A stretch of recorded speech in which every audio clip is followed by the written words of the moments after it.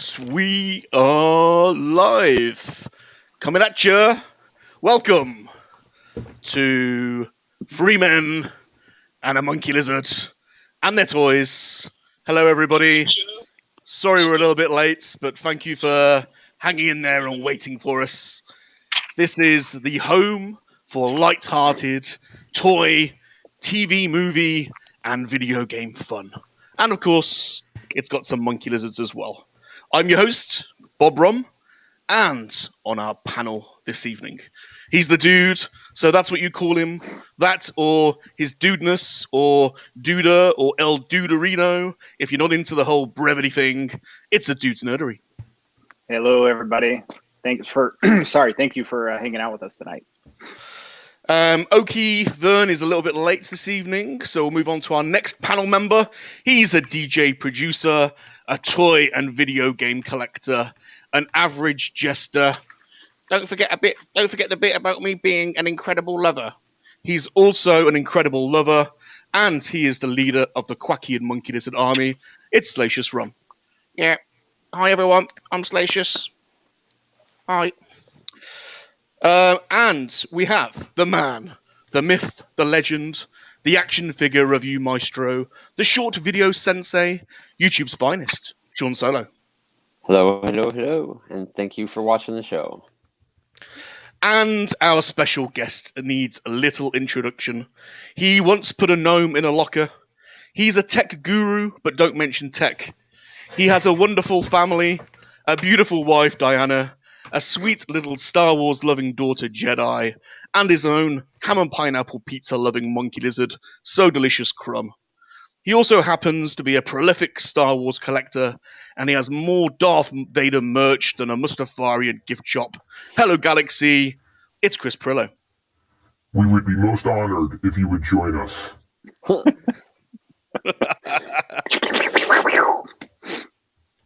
So, Chris, before we get into our first topic and before we delve into a bunch of questions that we've got for you, our community, as you know, we have a shared community, the toy collecting and Star Wars community. It's the best in the internet. So we want to say hello to our chats. So let's just get rid of this banner. Sorry. We need to say hello to the peeps in the chats. Who have we got? Your friend, the Hello Super there. Awesome Geek Show, John. Thank you, John. What's up, John? Thanks for coming. Thanks for coming. John says, Salacious, you know that Chris isn't a real Star Wars fan, right? Okay, John, here's proof that I am a real Star Wars fan. I have this pin right here. It's a floaty pin. This is a Star Wars Celebration exclusive, so the R2-D2 goes up and down with Luke on Dagobah with Yoda. So yeah, Ooh. real Star Wars fans have this, okay? The real Star Wars fans right there. Some people slide into your DMs. I slide Astromexin pens. Apparently, he only pretends to be a fan of Darth Vader. Need that Skid Row song playing when the stream starts. We have Mr. Josh, Mr. Anderson, one of our faves in the chats. What up, Josh? Thanks for coming, Mr. Josh.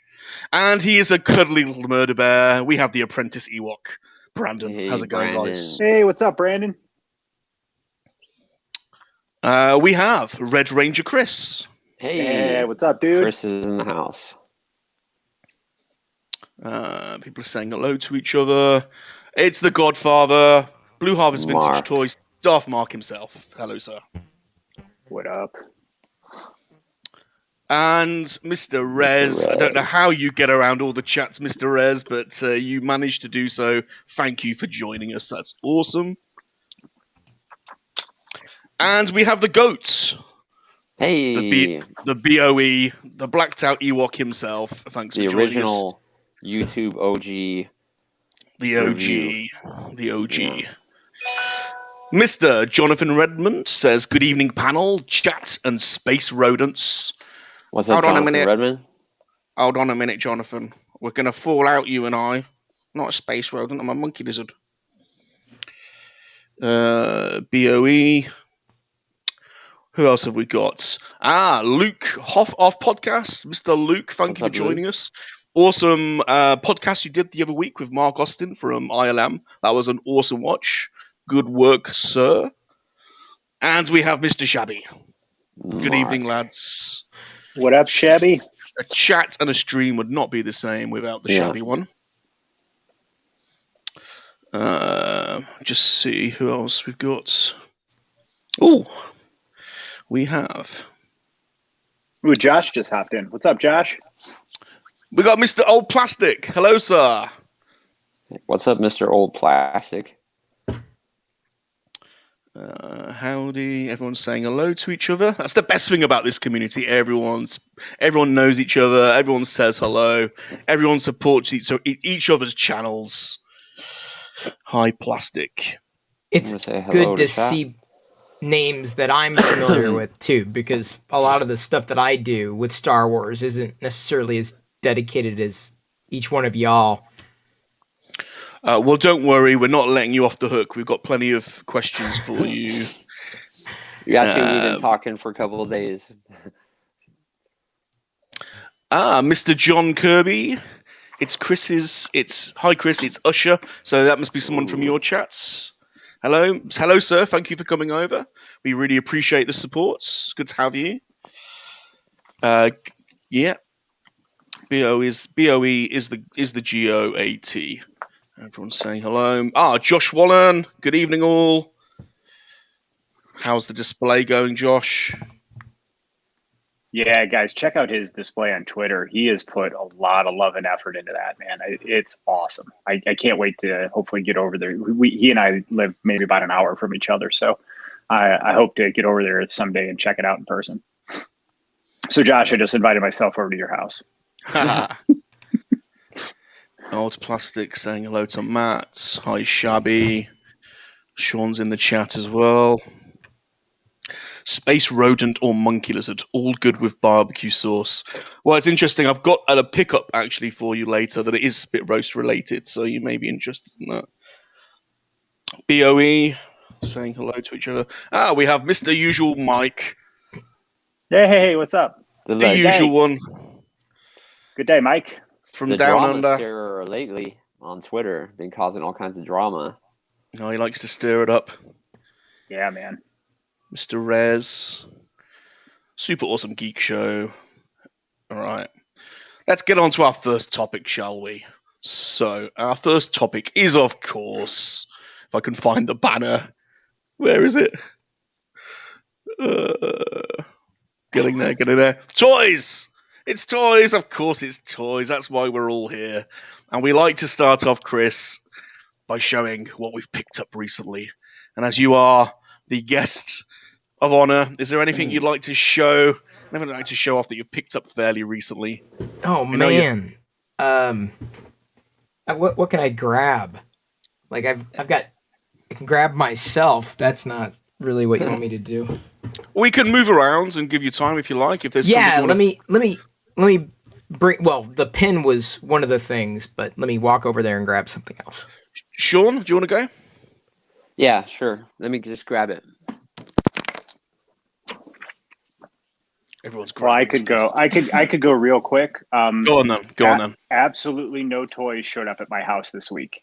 It What? was literally there. Not one showed up at my house this week. I did get the shipping notification from Target. I think it was on Monday about the 90s X-Men original series Transformer.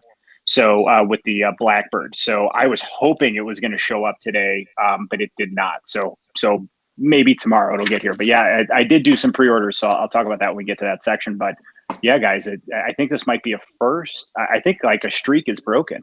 I don't know the last time I haven't at least had one pickup during a week. So there you go. Sean's dying to get in. Look at his Let's face. see. Would you get? Here we go. All right. I'll show the best first, but of course, that there. Oh, yes. Got the whole Yes. Muppet set. I went crazy, and then I found out they have the San Diego Comic-Con exclusive animal. But you see little Kermit in there. He comes with his banjo and a log. Anyhow, I'll make. Hey, this Sean, quick, how much were those each? About $22 each. There's the All right, chef. so yeah, normal figure. So he comes with his chicken, a bunch of weapons. I call them weapons. Oh my god, dude! I want those so bad. Then we've got Ernie and Fozzie Bear, or no, Scooter, and Ralph. Yeah, Scooter. Can't even see. Oh my god. So, then of course, only a couple more. I've got Gonzo and Fozzie. Sweet. But the accessories that come with these is really what's mind blowing. This I think is one of the best. Look at that. And it comes with their little seat in there, you know, where they critic everybody. How many did you get? Awesome. How many of these are there? This is the last one. So here we go. Let's see. I got 1, 2, 3, 4, 5, 6, 7 of them. So, and then this one here. Multiple points of articulation. Absolutely. It's made from Diamond Select. And they're exactly like Marvel Legends or Black Series. So see, I want Super 7 to do a 5 POA series. Me personally. Yes. Yeah. Do your girls like the Muppets, Sean? Will they be? Yes. Yep, they're excited because just like 2 nights ago, we've been watching The Muppet Show, and we watched Mark Hamill. And if you haven't seen that, it's on Disney Plus. If you haven't boycotted them, you can catch it. So.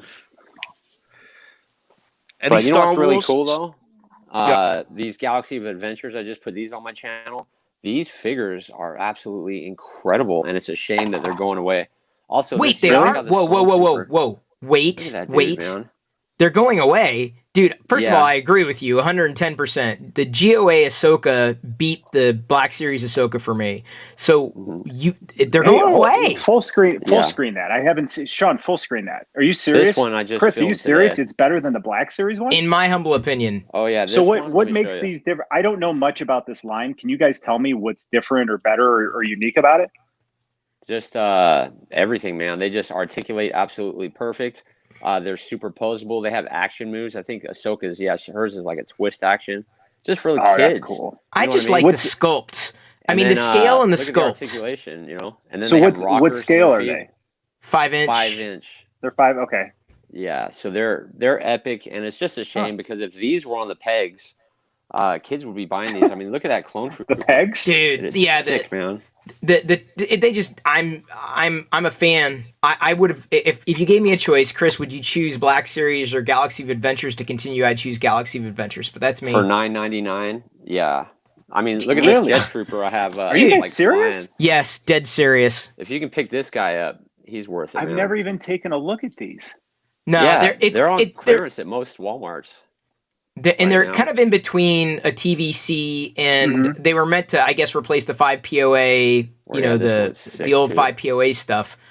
But they're just like a more accessible Black Series. I don't know. I just feel that Black Series missed the mark for me. And look, this has a rocket firing rocket. Hold on. How do I get that to pop out? Oh, it's 2 of them. There's one. You'll shoot your eye out. Shoots rocket. But how epic is that, you know? Watch out for Black Bart, Sean. Yeah. I mean, he's even got a dent on his helmet. The detail, the sculpt, everything about him. And then, Chris is saying, they articulate just like Black Series. But I don't know. I just the sculpts on them. The Black Series, I understand, is trying to be more lifelike, but in it's almost like the uncanny valley, right? Where they're close to it, but not quite there. Yeah, not quite. And at least with the stylized, the cartoonish look and feel of Galaxy of Adventures, there's something that I just find far more playful, toyetic, if you will, like specifically in the Ahsoka range. But I mean, like, I'll tell you, I was really confused, and I think a couple of us got tagged in on a thread, but like between the Galaxy of Adventures figure and scale compared to Disney's Toy Box figure and scale. Like, they're Toy Box is almost a little more beefy. They're more muscly, aren't they? Yeah, they're like Power of the Force 2 version, aren't they? No. Not quite as bad, but... Yeah, Darth Maul's a bit beefy. But they've definitely got more clownish features in the Toy Box. Darth Maul. Yeah. Actually, was pretty sick, too. Dude, they're just great. They're Yeah. great. I mean, Is that mall still available? Because clearly we're never Brand getting new. a Black Series. If Yeah. I got mine at Entertainment Earth for $9.99 each. I bought the case, so I mean it was $39 for 4 Wow. figures. Dude, I'm going to buy they're that worth mall it. because I've lost hope of getting a mall Black Series, and I just want to have one in my clone era display. Yeah, this Really? one's kind Didn't of they- odd out of all of them though. It has like a button on the back, but it's They just had designed to get archive. kids. Dude, if I want to drop $80 or whatever on a mall, yeah, you can't. I mean, you can't, and it makes no sense. How? I mean, you have all these versions of mall. You have Phantom Menace mall, you have Clone Wars mall, you got Rebels mall, and then you have live action Solo mall. I mean, we're getting stupid figures all the time. That like, why not give us a new This mall? is a masterpiece. That's a 3.75 Give me a mall I inch could mall. cut, dude. Give me a mall I could good break one. in half at the waist. That's got those like spider legs from Clone Wars underneath, and then you right. could pose them that'd like be that. sweet. Oh my god, dude! And then imagine that. Imagine like you can make it a deluxe set, man. You can have like that with the spider legs, normal mall, the two different lightsabers he has. Oh my god, dude! Yeah, mall. I need Yoda Mark. Please give me mall. Yeah. That would be great. Sorry, that was my mall rant. No, that was Yeah, I've got the It- archive. That was mall impassioned. up there. I'm very passionate. I want a mall figure, man. And obviously, like, so Obi-Wan's my favorite Star Wars character, right? So I have Obi-Wan. I need a mall to go with my Obi-Wan, man. It's incomplete without it, and the two of them are intertwined. And that story is one of the most beautiful painfully beautiful stories in all of Star Wars. And how it ended is how that. And I'm sorry, this is a tangent, but like how that ended was incredible because. Think of all the big lightsaber fights we get, like Anakin Obi-Wan. It was 30 minutes long and it was epic, right? So I'm like sitting there, I'm like, Maul Kenobi 2. You think it's going to be this crazy battle. And it was so beautiful because it subverted every expectation I had of what was going to happen in that scene, man. I can watch that 100 times over and over again. It's incredible. Well, Mr. Josh is a fan because he dropped $80 on a Mall Black Series. Yeah. So that's insane. Shabby's bought the Galaxies of Adventures Luke. He thinks they're okay. yeah. Luke though isn't a good example. He's very cartoony. But that's what Galaxy of Adventures is. It's a cartoon, but they are the figures are very much cartoony. So they're not meant to look real. And I just feel that Hasbro's still missing the mark with a lot of that, the realistic, at least human likeness stuff.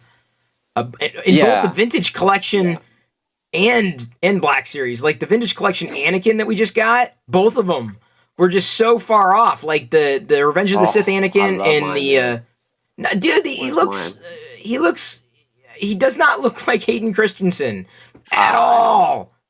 This is like it though. That's one of the best. This is an interesting point of view, Chris, that Jonathan brings up. The Galaxy Adventures figures look really cool, but he's questioning why Hasbro have so many different lines within Star Wars. And I wonder if anyone can remember back, has Star Wars always had multiple lines, or is this a period where we've had the most amount of lines? And is that diluting? Is that diluting the core? Yeah, there's 3.75 or I mean, because my daughter, one of her, she's a little too old and cool because she's almost 16 for it, but she still has like that 12-inch Princess Leia that I think Darth Mark that's just right. got, and hers still has the braids in and everything. It's like mint condition, but it's out of box. But like so you had those 12-inch ones. So yeah, dude, there's always all kinds of them. Yeah. Oh shit! Show that. Sean, this is the first week where you've not shown us a Marvel figure. Are you done on your... No, I've been playing with this while you guys are talking. I'm trying to do some better poses for my Spider-Man. So I'm working on it. And with our surprise opening, it's going to be Marvel tonight. Or if Mike sticks around, I'm going to do his favorite. Usual Mike's... can anybody guess Usual Mike's favorite character? I don't know if anybody in the comments can say that. Are we talking Marvel or... No, Star Wars. At least from all the videos that I've seen, and I've seen many of his videos, we can open her tonight. But can anybody guess? See if anybody says it in the comments. Nope. Nobody's listening to us. But Kira from Star Wars, I think I'm right. Okay. That's a solid figure. So let me ask you guys this. For me, I like the face sculpt on that, but the outfit is not I feel they could have picked a totally different outfit from that movie. So if you guys could have had your choice of outfit, which one would you have had? Oh, it's got to be the red robe, hasn't it, for Kira? Where she comes out of the Falcon, yeah. Yeah, Beautiful, dude. beautiful. Yeah. So do you think they did that strategically, knowing people would buy the Kira figure, and then 5 years later they released the alternate version because everyone wanted that one, or did they just miss? I think that it was a matter of planning, and that's the only costume they had on hand by the time the figure needed to go into production. And then, by the time that happened, Solo didn't do well at the box office, which is unfortunate because it's an amazing film. It is. And so that's why we ended up not getting many Kira. Mm-hmm. Yeah, it's my favorite of the Disney. My favorite. I think Rogue One is the best film, but Solo is my favorite of the Disney era. So usual Mike has just listed for us, very helpfully, all of the lines that we've got out at the moment. Mission Fleets, Galaxy of Adventures, TVC, Black Series, Hyperreal, 12-inch, to name a few. We probably haven't had a period in time with that many lines, I don't think. Ooh, Shabby guessed Kira. Hey, Shabby got it. He guessed Kira. Yeah, Shabby did get it. Good for Shabby. Well, Amelia Clark, England's finest, an English rose. I don't know many people that are not Amelia Clark fans. Well, on that subject, Ray Park has been teasing on Instagram. I don't know if anybody follows that, Solo 2 or maybe a Solo series. And of course, she'll bound to be in it. So there's a lot of ways they can go into different stories on that one.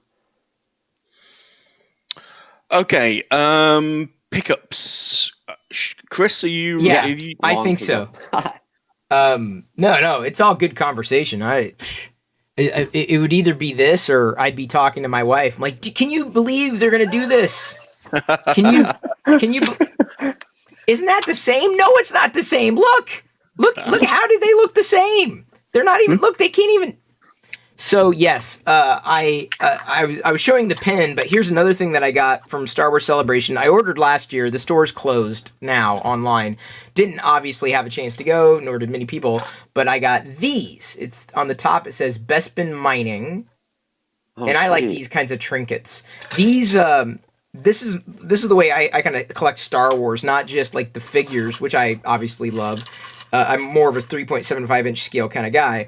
But in this little tin are paper clips, but not just any old paper clips, but Star Wars themed paper clips, as I'm trying to like separate them. Okay, there. There's the Rebel logo, or Resistance Rebel. And you can see dangling at the end a Falcon. Looks like a Falcon, yeah. Yep. And then there's also the Imperial insignia. I like right there. Yeah, this is a really nice one. So that one really works. Wow. Yeah, they all work well. They complement my Hallmark Darth Vader insignia, or Darth Vader helmet paperclip. That's an old one. So this is one other thing that I got that I like this kind of stuff. I chase this kind of stuff down. My wife is always saying, "Oh, we need more tape." I'm like, okay. So then I go out and I get like Star Wars tape or like get a Star Wars tape dispenser, right? And so we need a stapler, hon. Okay, I got a Star Wars. Here's a Star Wars stapler. So like, if it's something that could be Star Wars, I generally chase it, including a pencil sharpener. This was a recent pickup. I was on a friend's Etsy store and picking up a few other vintage items. Yeah. So this is more modern, obviously. Rose Art was doing this stuff, and so it was on their store for like $5, so I grabbed it. I also go thrifting, got a ton of modern figures, including a clone, as well as a Forlom. I've kind of started like this like Forlom type of mini collection of sorts that I stay in my office, as well as this from the EU. These were loose in a modern haul. Really? Shenanigans. Check it out. So like you put a light over its head and the eyes glow. Yeah. So it's got the glowing light. Yeah. If I can get it just right. But anyway, so that was a part of it. I'm not going to show you all the figures because those are the two that stand out. They come with force pikes as well, don't they? Those. Yeah, I think so. Yeah. There's no legs. It's just the base kind of in the skirt, but still, it's pretty cool. Then yesterday, when I was thrifting, I found this Transformer. that I did not have outside the box. So it was nice to have one to have and hold like outside the box. Into a Star Destroyer, man. Yeah, like a Republic cruiser, I guess. Oh, that's a cruiser. Yeah. Oh. So it's interesting though, and I haven't started to transform. Maybe John from the Super Awesome Geek Show would be able to pass along instructions because he knows everything. Hang on. So there's like a head underneath the helmet. And so it must have been like this interesting series. The lightsaber appears to be removable. It's very tight in his grip. This laser sword of sorts. So anyway, it was complete. It was $4. I love thrifting. It's my favorite thing to do. It's my favorite activity. And I also just yesterday, or actually the other day, got this from a viewer. I do Twitch streams every night at 6 p.m.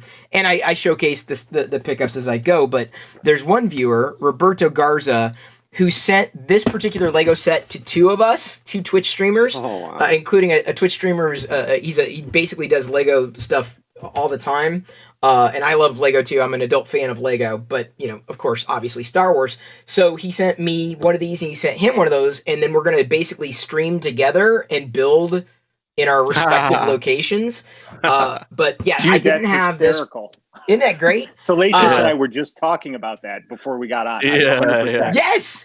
I showed him this and we were talking about that we should do that. Wow. Yes! So I can tell you, it's not always easy to coordinate streams that way, but so I'll be doing this. I'm happy to have this, if only because, look at that, a Cara Dune figurine. It wasn't taken off the shelves. Wow. Plus a couple of Platooinians. I love the minifigures. I'm the minifigure guy.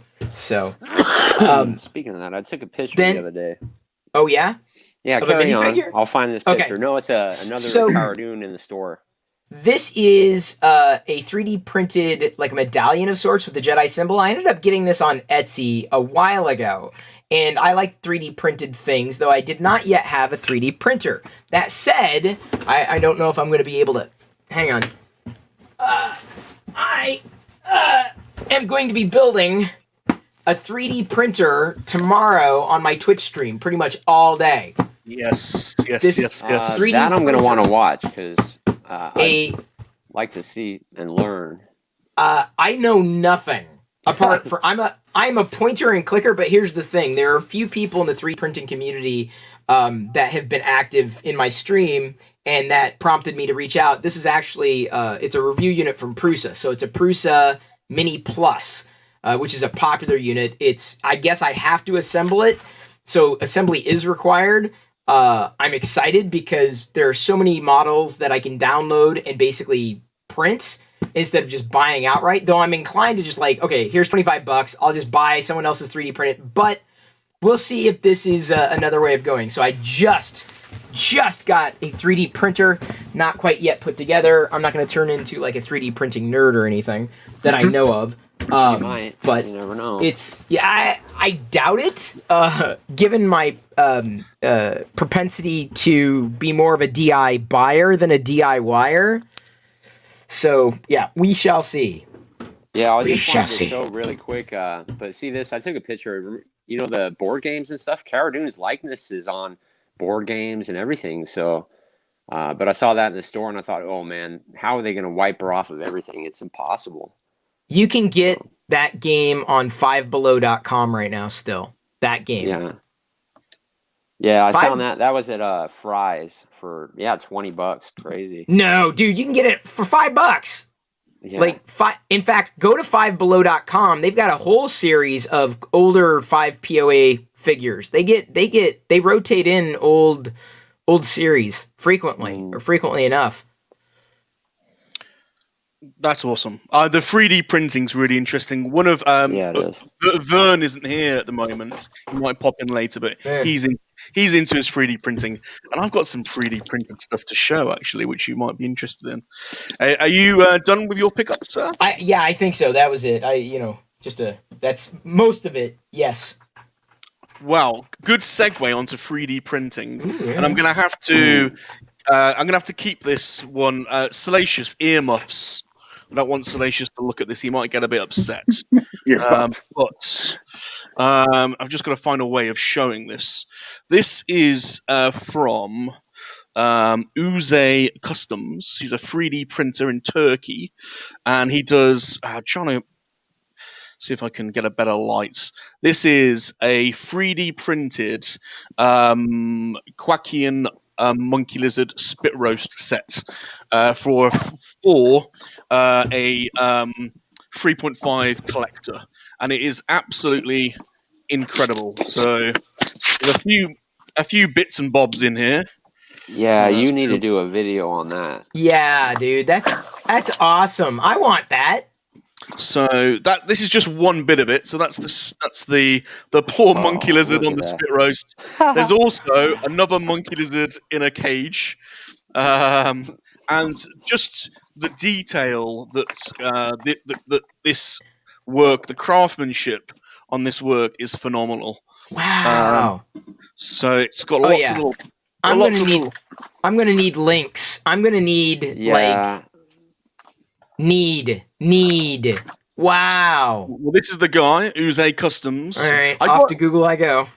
Yeah, he's on Instagram. You Instagram him. He does tons of stuff, blogs and all sorts. But so it's got all kinds of stuff, and all the goodies are in. If I just put this down for a second, excuse the camera work for a minute. I'm just opening the box. I'll give you a little shot at the poor MoNKey-LiZaRD. See, there's all kinds of stuff in here. Look, all kinds of goodies. Look at this little poor MoNKey-LiZaRD. Can you see him? I'll take him out. I'll take him out.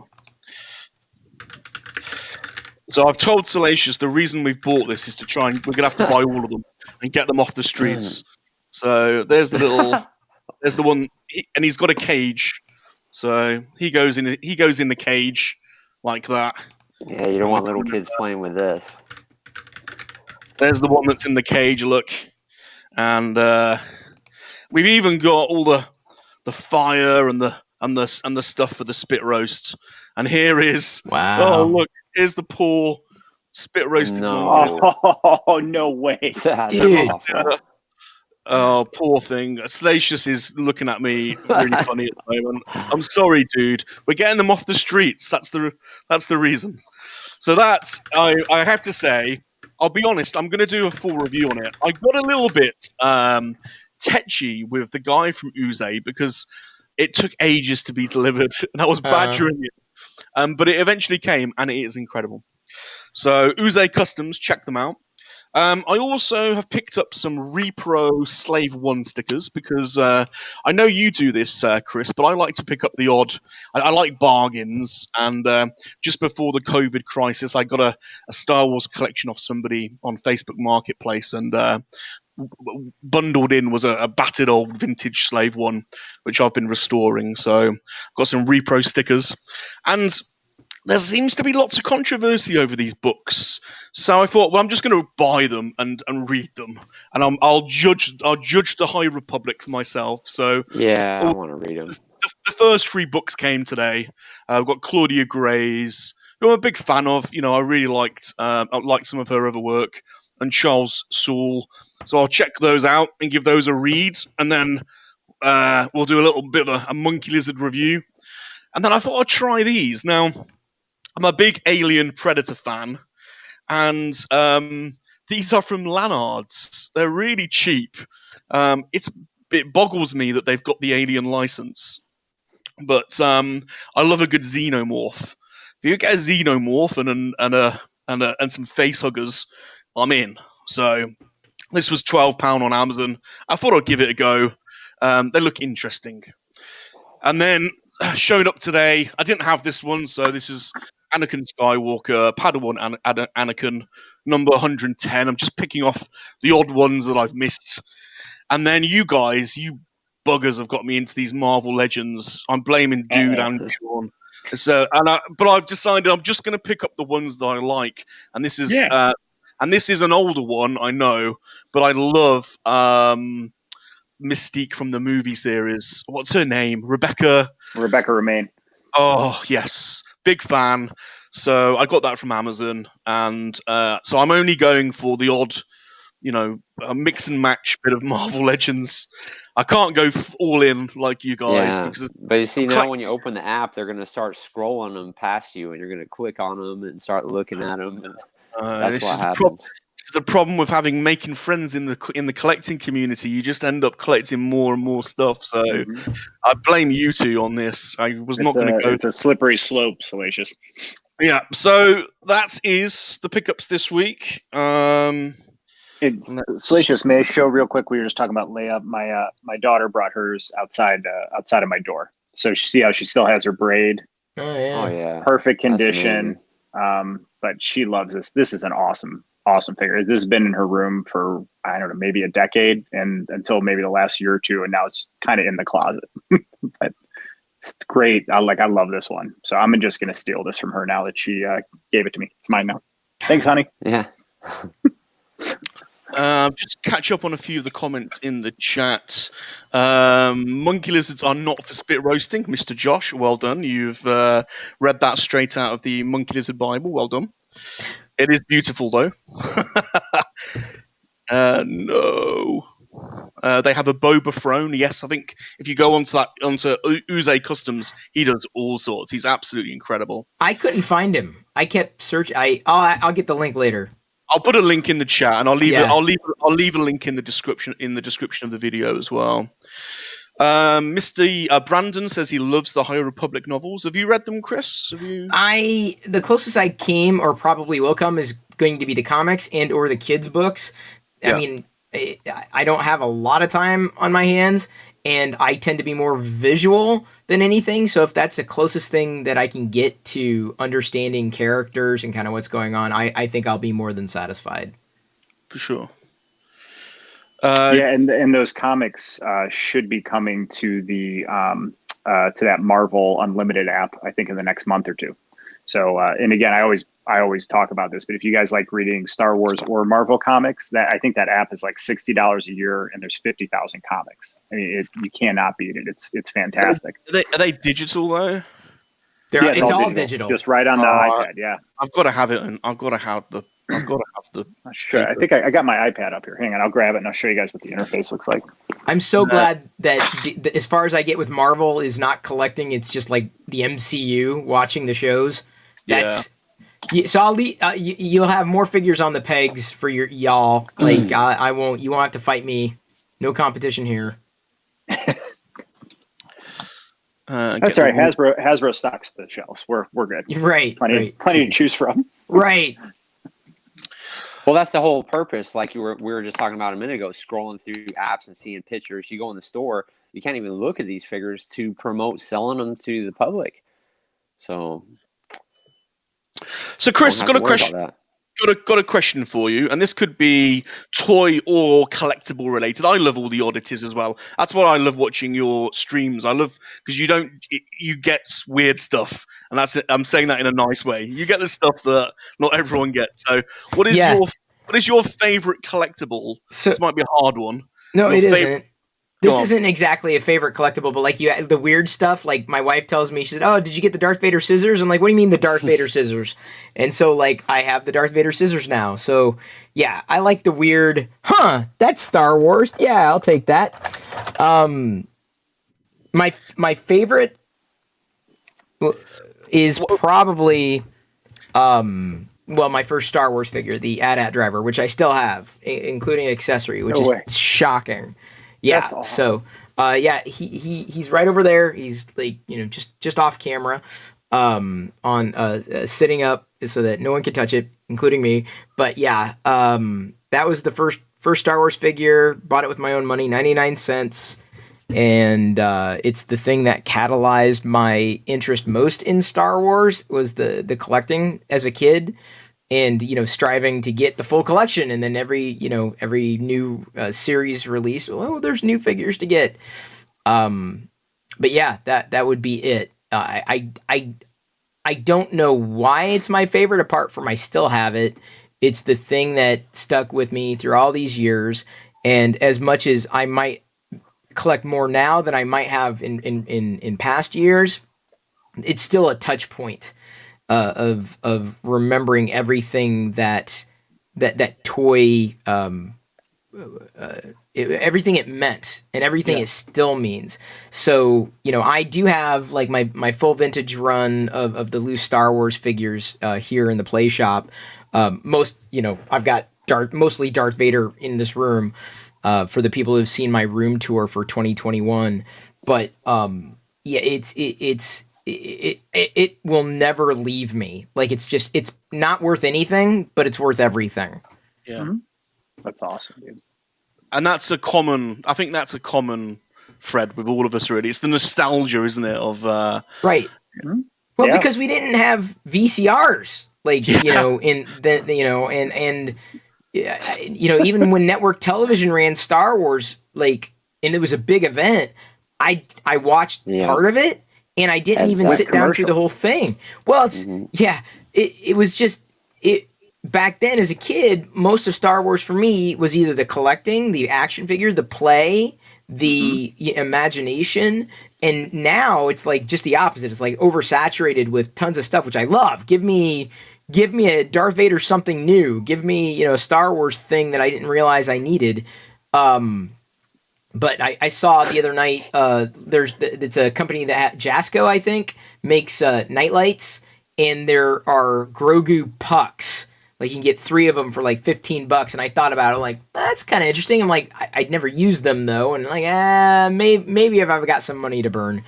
But we didn't have that, or at least I didn't have access to it back then, so it meant more to me.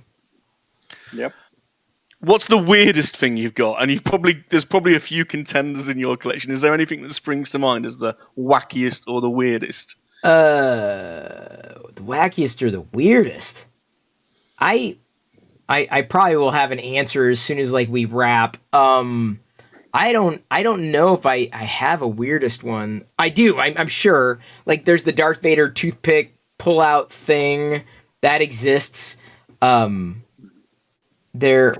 weirdest? I don't know. I guess I don't consider anything really weird.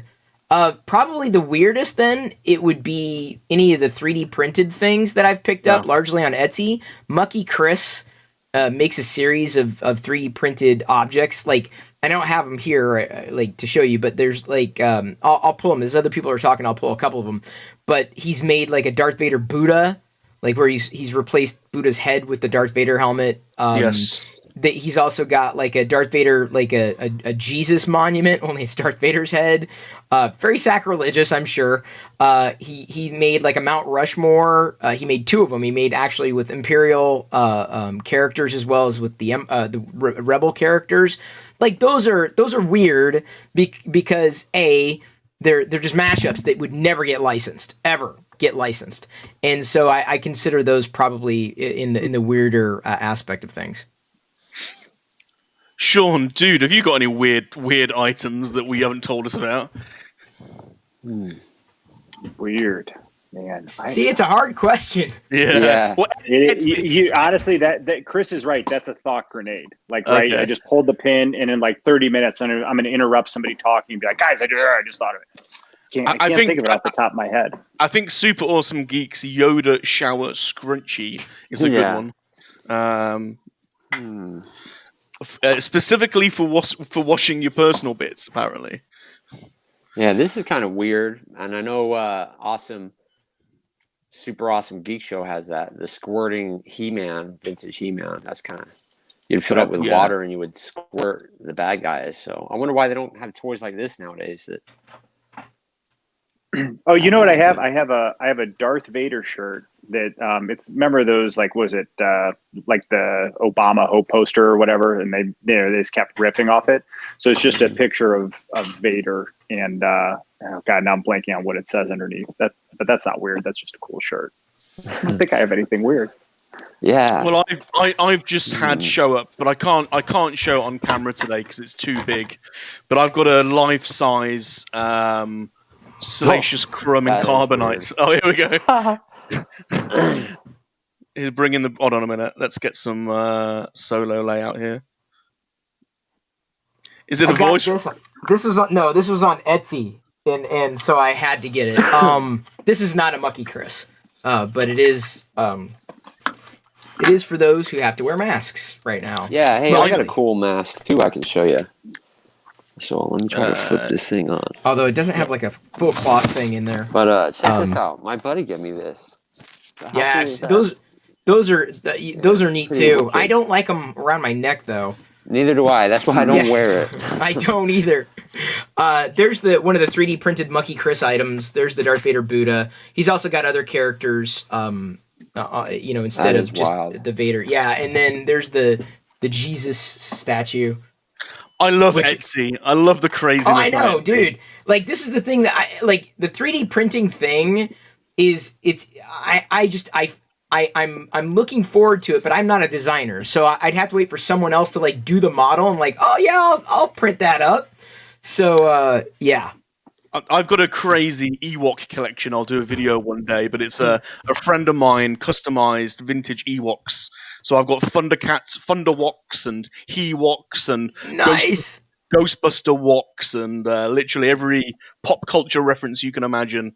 I've got an Ewok dressed up like that. So Wow.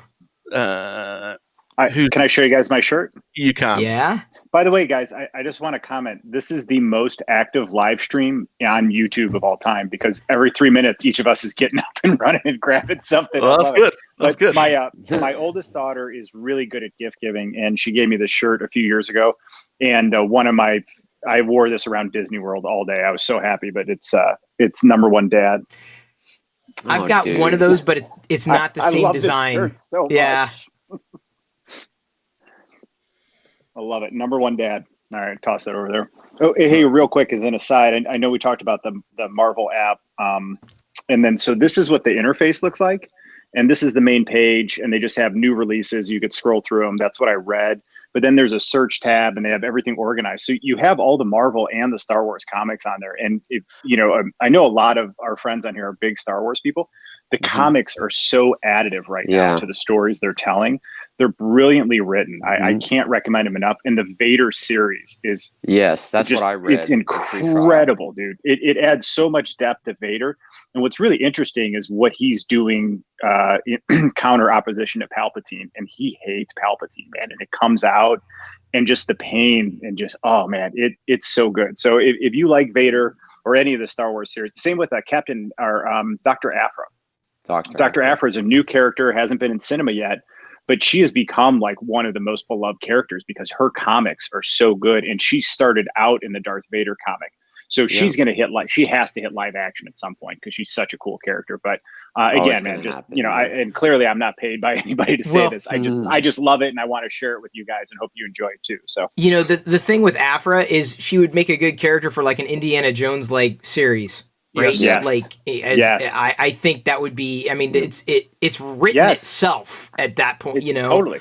So, dude, think about it. Like, think about all and then you could tie into all the things that have happened over time.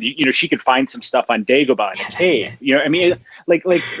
There's so many things you could do, and then you could tie it back to what they're doing with the Old Republic or whatever they're calling it, High Republic, right? And then you could tie it into Old Republic. I'm with you, man. Total Indiana Jones. They're going to tie it in with Osho and all that stuff. It's all going to tie into. Well, dude, and how cool of a character! But then you can have Black Kirstein on that show too, right? Like, and he's like dark Chewbacca. He's like evil Chewbacca. I mean, like, oh, dude, it's so good. And then what's her name? The her on again, off again love interest. The Imperial. Tolvin, is that her name? She's a great character too. Yeah, I think you're right. I think that was her name. Yeah, dude. I mean, there's so many things they could do with Aphra. But then you're involving because in the Aphra comics, you have Hera's in them. So she crosses paths with Hera. It starts with that. So you're going through all these different people that you love in Star Wars, and they all hate her. It's so great, man.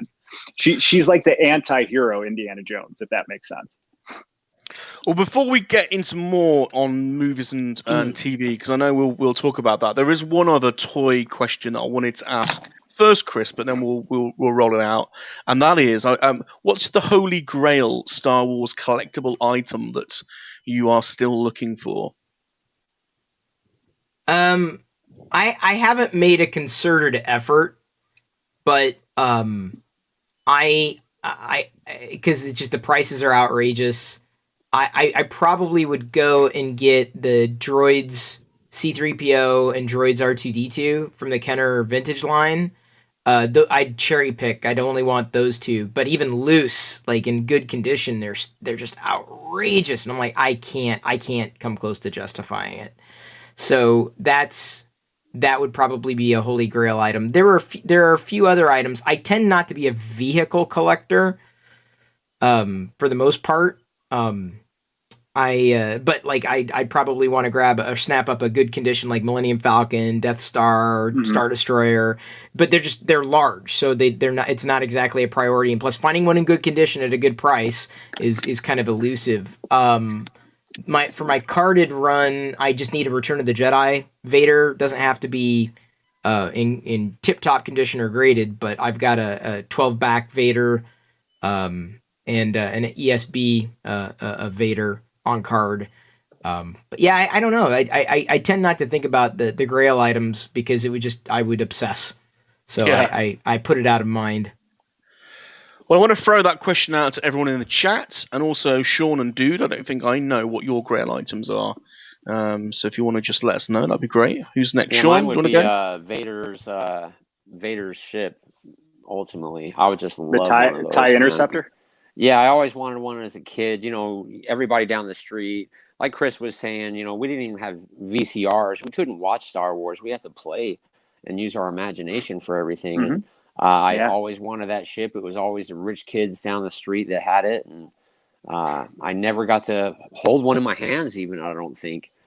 But yeah, it would be Vader's ship. Dude, what's yours? This is so crazy. I can't believe you just said that because it's mine, because I had that as a kid, and I was poor, like we grew up pretty poor. Yeah. But I had that as a kid, and as soon as you said that, like your brain starts Rolodexing of all the things you could have, and it just popped right up. I loved the heck out of that TIE Interceptor, man. Like after the Falcon, to me, that's the coolest ship in Star Wars. Is his TIE Interceptor. Yeah, it was the look. It just looked so cool. Yeah, man. I love that ship. And then right now, kind of going back to Dr. Afra, I want BD-8 and 000. I'd love to have those droids. I need the droid. But they're $100 each. They're $100. I got 000. Literally, go Which right scale? out. Go look. Which scale? Black 6-inch 000. They're $100 wow. right now. I'm glad I got them then. I need the astromech, I should say. Yeah, so I need those, and like and then Maul. Like I just want a Maul. He's such a phenomenal, tragic character. I need a Maul. My first ever pre-order was Maul, because Maul and Anakin, because they both are astronomical prices, and that was the first time I ever pre-ordered for Hasbro. Well, Super Awesome Geek wants a wax sculpt prototype of any Kenner figure. Mr. Josh wants the Palatoy Death Star. Oh, and Darth Marker's obliged by offering his, and they are now negotiating a price. I can't see him letting that go. Hey guys, we do have a fee though if you're using our channel, the 37% finder's fee. Yeah, that's right. Okay, let's move on, shall we? There isn't much toy news to talk about. There was some vintage collection figures announced today. Anyone pre-order those or interested in those? I'll wait for the case. I don't think they're available. Yeah, I'll probably get a case too, but yeah, I don't think they're available for pre-order yet. Just announcement, was it? Yeah. Yeah. Yeah. I've actually been pre-ordering a lot through Big Bad Toy Store because I'll like a pile of loot, especially like the one-offs, like Wrecker yesterday. Like I was like, well, do I just pre-order? I'm like, oh, I'll just stack it in the pile of loot. So yeah, Wrecker I got on Big Bad Toy Store. That pile of loot is dangerous, by the way. It's very, very. Well, I'm worried. Mine's building right now. I'm like, oh man, I gotta. As soon as the Kenobi, what's his name, Grievous. As soon as my Grievous releases, I'm releasing that pile of loot. I'm just waiting on that to come. So. Grievous is good. He gets a lot of slack, but it's a great figure. You gotta have the Black Grievous. Series. The Black Series Grievous is probably one of the better balanced Grievouses. Great sculpt. That's an outstanding deluxe figure. Yeah, like really Jar Jar is great, but I still don't understand why he's a deluxe figure. Wrecker looks great, but I still don't understand why he's a deluxe figure. Like what makes this worth $10 more? Grievous a backpack? Give me a break, right, man. You nailed it. Because the detail and sculpt is just incredible. I think it's the overall height of him. People think he should have been bigger. Well, I could see that. It's still Jar Jar does have that big shield, and he has a couple accessories. But I'm but with you on these. They're like Zeb was $29. Why was Zeb $29? It makes no sense, and I understand. He had a cool makes bow no staff. sense. The bow staff is cool. By the way, that was the first time they nailed effects on the side. Like, because normally they have those little chintzy ones that like spin in a circle and fall off. Like his effects actually are pieces that stick on the bow staff that come out. They look good, but it's not. There was no reason for $29 price point. Great figure. Yeah. I love it. But yeah, but you know why they're doing it? Because they can. Yeah. Right? That's the simple law of economics. They you knew charge everybody what people are wanted willing it to pay. Right. And we're going to pay it. So that's why dude, they would charge $39 for it if they could. Literally, right? I mean, Rex should be a deluxe, removable helmet. Or you know what's deluxe is that Mando Build-A-Pack. That's a deluxe set right there. But and that makes sense because it's got the Beskar and it's got the child and it's got I don't know if that one had the pod. Did it have the pod? Like that makes sense. Like a build-up set makes sense. But if you're just talking about a character and an accessory, I'm sorry, this does not a deluxe figure make. It makes no sense. Right. And I had this conversation with somebody. I can't remember who. I've talked to so many of us. The Black Series may end up pushing me out. Like because it's getting to the point I'm already annoyed with the store exclusives. Like forget that. I'm sick and tired of it. In the Black Series, as much as I enjoy it, and I've been largely up to date with it, if it continues to ratchet up in price, I'm not so sure I'm going to stick with it. I'll stick with my favorite scale, 3.75 inch, absolutely. But like, I would sideline the Black Series pretty quickly.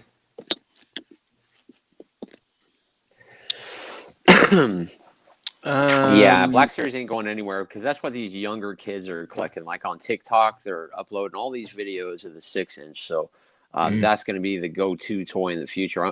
Thankfully, they did save Vintage Collection because I love collecting those and I love opening them personally and posing them. I just love it. Do you guys know TX Carlo on Instagram? He does those just mind-blowing photography. 3.75 is sweet for sure. Can I just say, Red Ranger Chris totally hit the nail on the head of a re-release of Captain Rex. That's a Grail item too. I don't have a Rex, and I love collecting the clones. I have all the clones in the back of my Clone Eras display, just kind of lined up, and it's empty without Rex. Man, I need Rex. Although I'd probably put Rex with Ahsoka and then the Ahsoka Trooper, because I link Rex and Ahsoka together now. I think. I'm sorry, I missed a couple of people in the chats sounding off on their Grail items. So BOE would like an orange-haired Luke Farm Boy or a tri-logo Luke Stormtrooper. I bet they're expensive.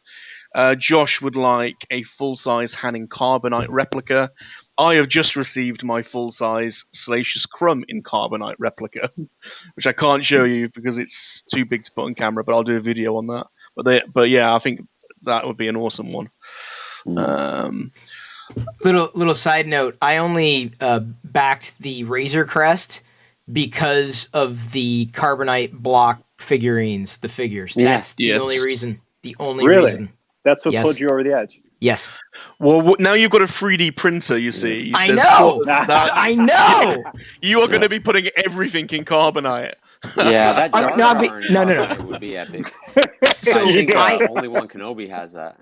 I wanted Jar Carbonite. I had it. I had a chance to get it, and I was like, $100. I'm not going to spend $100 on this. And now, hello, stupid. I should have spent $100 on it. It would have been cheap by comparison to what it's going for now. Yeah, the Jar Jar, the official Jar Jar and Carbonite. So yeah, I may be just doing more bootleggy stuff in my collection. Yeah, that would be sweet because it comes in a big container with like 7 or 8 figures or something like that. It was would be a dream. It was a convention exclusive set, if I remember correctly. How much is it for the whole set? Do you know? Oh God, I couldn't tell you. Let me put it this way: the Jar Jar and Carbonite figure was a number of years ago $100. So the full set is definitely multitudes larger than that, and it came with like six or 8 figures. I can't remember. What a shame. Okay, so this is the point where we start to talk a little bit about if we've had any time to watch anything. And I just thought you may have answered this before, Chris. So I'm sorry if this is a question that you've been asked so many times. But You should be. You should be sorry. well, Go home. But I don't know. I don't know the answer, so I'm genuinely interested. What is your favorite Star Wars film and why? Which one from the series is your favorite? Everyone asks me. I mean, everyone asks that. That's a common question. So for every one of us too, right? And my go-to answer is it's all Star Wars to me, and that's genuinely how I've felt. It's a good question, but it's also something where I can find something to like and not like in every bit of Star Wars that's been produced. And I find it more challenging to pick a favorite because there's so many elements in each one that I enjoy differently because I was at a different point in my life, in each one. The original trilogy holds a special place in my heart because that was, childhood, but the sequel trilogy holds a special place in my heart because that's my daughter's childhood. So like, my favorite is Star Wars. It's all Star Wars to me. And, I find it very difficult to qualify beyond that. Very difficult. That's fair, and it's really nice, actually. The multi. That's like a politician answer, right there. But it's true. It's. I mean, honestly, it's true. I mean, there are things that I can like and not like about every one of them, but. But what's really nice is, and Sean and Dude, you can probably relate to this, is the multi-generational aspect because you've all got little girls, haven't you? Dude, so being able to watch Star Wars with your children must be amazing. It's honestly like, and it's many. It's not just Star Wars, but I mean, like things that you loved as a kid to get to share those with your kid and they enjoy it. It takes you back to that. And then you're interacting with them on that level, how you enjoyed it. Empire Strikes Back is the first movie I saw in the theater. I was 3 years old in 1980. I mean, like talk about a walk-off home run to start your cinema career, right? And so for me, that is my favorite Star Wars movie. I do think it's the best one, but it's just how could it not be, right? And then you're 6 and you see Return of the Jedi. You know what I mean? And then I made my girls watch I made them. You will watch us, but when we sat down to finally watch Star Wars, we watched in release order. You know what I mean? So I made sure they got the Darth Vader reveal and it blew their mind. And then we went back and watched everything and stuff. But like to rewatch stuff through their eyes is incredible. And to bring that further home. So when Phantom Menace came out, it was 99. I was a senior in college. I decided to stay and do a victory lap, because why stop the party? So I stayed in a fifth year at college, but I remember we all went to midnight opening night to see Phantom Menace. And overall, I loved the movie, but like many guys, I mean, at 21, Jar Jar was not for me, right? Like, you know what I mean?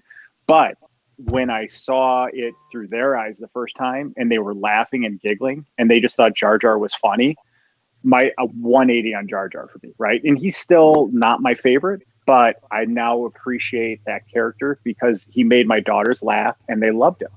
And I got it. I mean, it took, and how long, that was how many years later, a decade later, but I finally got it, man. And now I have a whole new appreciation for Jar Jar. And so the generational part of Star Wars is just, it's fantastic. I love sharing it with my kids.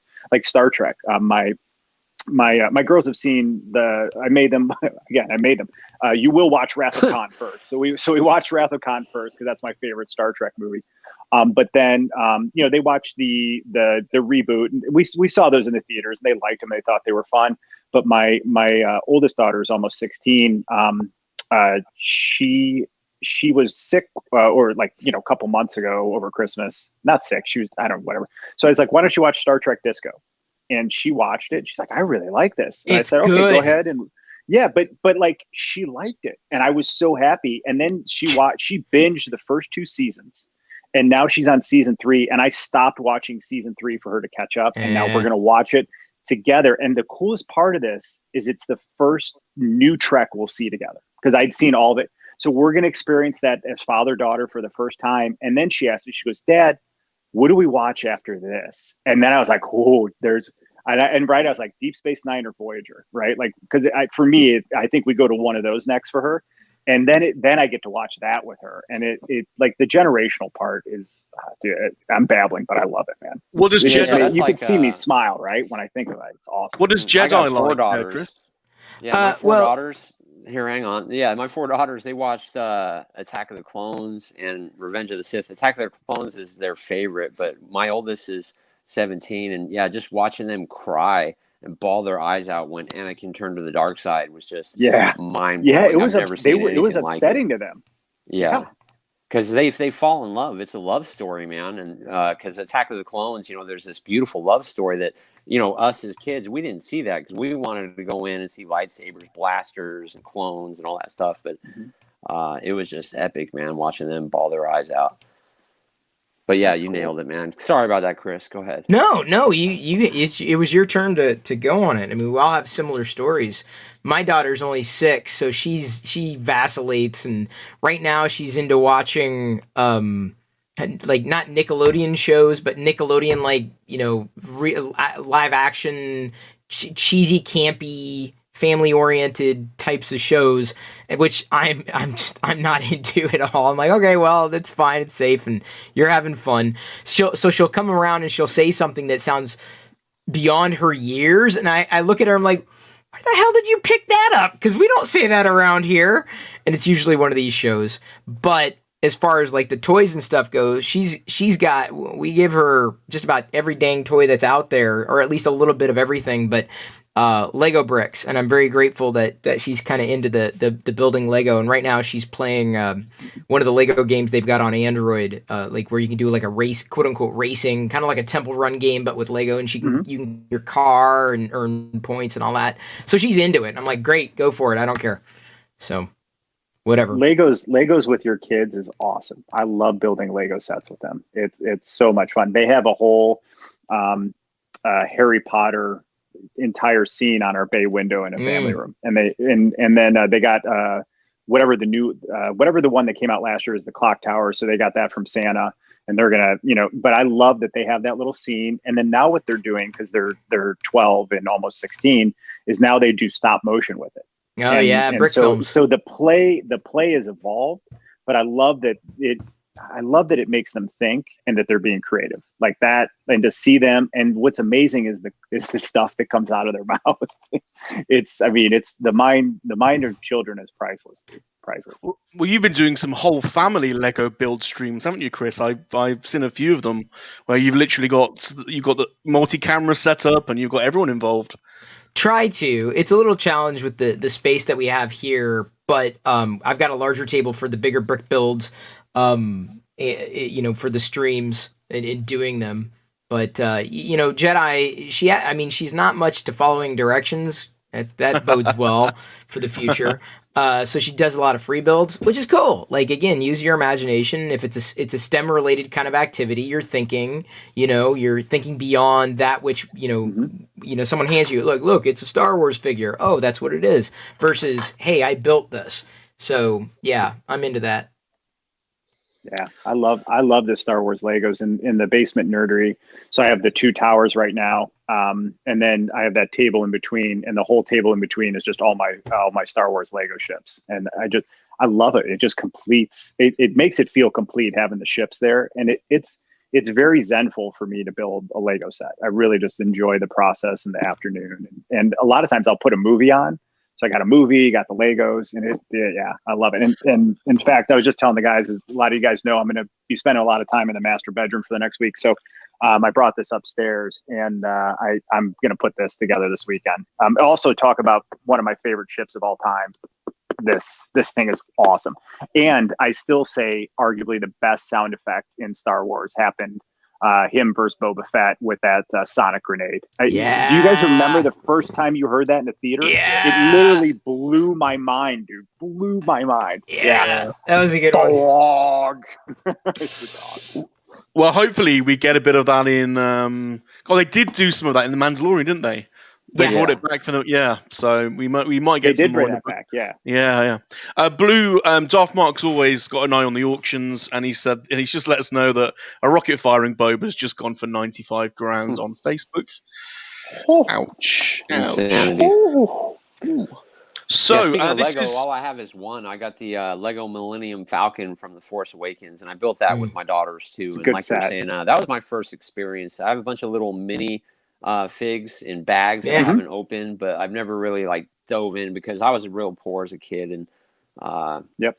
I got that Falcon on clearance, and I think it was what $150, and not every family can Yeah. afford to plunge like that. But for $75, I had a great time putting it together, and I have it on display underneath my TV over here. Mhm. But Yeah, the Legos really are, because you get the experience of building it, and then a lot of, the way I'm wired is, if you put effort into something, when you look at it, there's like a little sense of pride that, hey, Right. I built that. I followed the instructions. I built that. But I do, and then so I have the Obi-Wan ship here, but then I got the Tantive 4 from Santa for Christmas, so that's going to go down there too next. So yeah, I highly recommend doing that with your kids, to everybody watching. Mr. Josh says that he normally watches Star Wars movie whilst he builds his Lego. That's awesome. The Lego sets really hold their value as well. Not that I'm Big specifically time. bothered about that, but it's incredible, really. But the figures, like, I'm just a figure guy. Like, and this, I'm not going to say the smaller the better, but like, I will always be enamored. And the Lego minifigures are great. They are great. Oh, spectacular. They are great. yeah, and the value of those are insane. I got like a loose Lego Finn with the Stormtrooper helmet, and that thing's worth a fortune, man. It's crazy. I want to say that was. I think I got it free. I don't think that was in a set, was it? No, it's a little baggy, and I think you got it Yeah. like on Triple Force Friday or something. Yeah, free. something. It was. Yeah. Yeah, Salacious, I'm glad you said that they hold their value, because I save all the Lego boxes and instructions, and we were cleaning out and organizing the storage area of the basement, and Mrs. Dude was like, "Why do we have all these Lego boxes?" I don't hold on to a lot of the boxes, or that stuff at least. I do, just in case. I just think just in case. You know what I mean? Why not? And then I'm weird. Like, I'm a weird completionist. I just like to hoard it, I guess. Yeah, I got that box issue now. It's getting out of hand. Got to figure out what to do. Yep. Boxes in boxes. Yep. Okay. I'll open them and dump them on the floor. Like these Galaxy of Adventures. They'll probably be here for like a week. I'm gonna figure something out. It's silly. Do you even have time to watch TV or movies, Chris? And if you do, is there anything interesting you've been watching recently that you want to sound off on? I am jammed throughout the day. So I WandaVision, I think someone was just mentioning in channel. I'm a fan of the MCU, so anything Disney's going to throw out with that, in respect to that, I will watch. I'm not so much into the DC stuff, but Doom Patrol was fantastic. If you have a chance to watch that, is that on HBO Max? Yeah, it is. There's also Okay. a DC series or a DC service, but I wasn't into it. But yeah, Doom Patrol was good. I really enjoyed that. Can't wait for the next season. But recently, I've kind of gone from series to series to series. I got Apple TV Plus. We've got it free for a year. And so Ted Lasso was one that everyone was talking about. I'm like, really? I'm not into sports at all. And I'm like, the first episode, I'm like, but the second episode had me hooked. So yes, Ted Lasso is absolutely worth a watch. Okay, I'm gonna give that a try. It's good. It took me 2 episodes, but then I realized I liked the show. And then I also heard about For All Mankind. That's also an Apple TV Plus exclusive. Watched the first season. It's a slower burn, but I'm very much looking forward to the next episode now that season 2 is out. So I'm catching that contemporaneously. I want to give The Expanse another go. Do it. Please do it, man. I tried like 2 or 3 episodes. Not that far before I'm like, dude, I don't know if I can do it. You got to get to probably episode 5 or 6. And because the first episodes are just slow world building. Yes. It really, and I'm like, but here's the thing is, like, now that we're on season 5, that slow world building really paid off. Right. And I'm telling you, once you get to 5 or 6, it just takes off. And then the season ends and you're like, shit, Yeah. No. That's what I'm worried about. Like, oh, dude, Yeah. no, I like so Salacious. Salacious took my Man, advice. What happened to you, Salacious? I've just binge watched all the series in like 2 weeks. Wow. The Absolutely. entire series. But now, that now might be my next. That might be my Do it. next.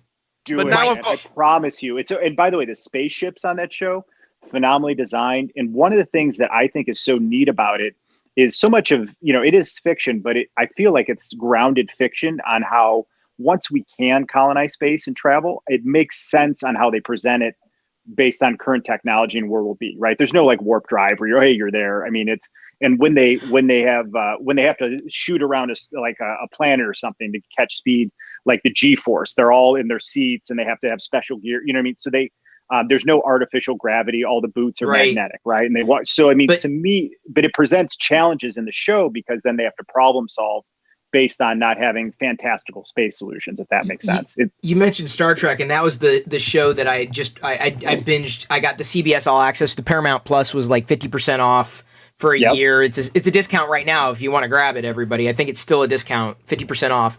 So I did Discovery Season 3, and I was hooked on Star Trek Discovery. I watched it on a plane. They had like 3 episodes or whatever, and I didn't have CBS All Access. I watched 5 minutes, and I was hooked on that show, and it is easily my favorite. Easily my favorite of all the Star Trek shows that have ever been produced. And I was a huge fan. Yeah, I was a huge fan of DS9. Watched that, I binged it last year. Went through and watched every episode again on Netflix. But yeah, Star Trek Discovery was my previous binge like a couple of weeks ago. And oh my God, I cannot recommend Discovery enough. So for me, original series just has a special place in my heart because I grew up on it, right? So there's just nostalgia to it.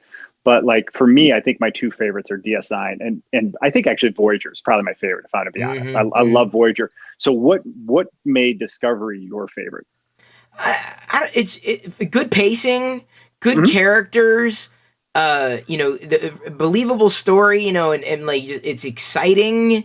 And there's nothing that just feels off. It's more realistic, right? They talk more realistically. Yeah, I even started watching Lower Decks.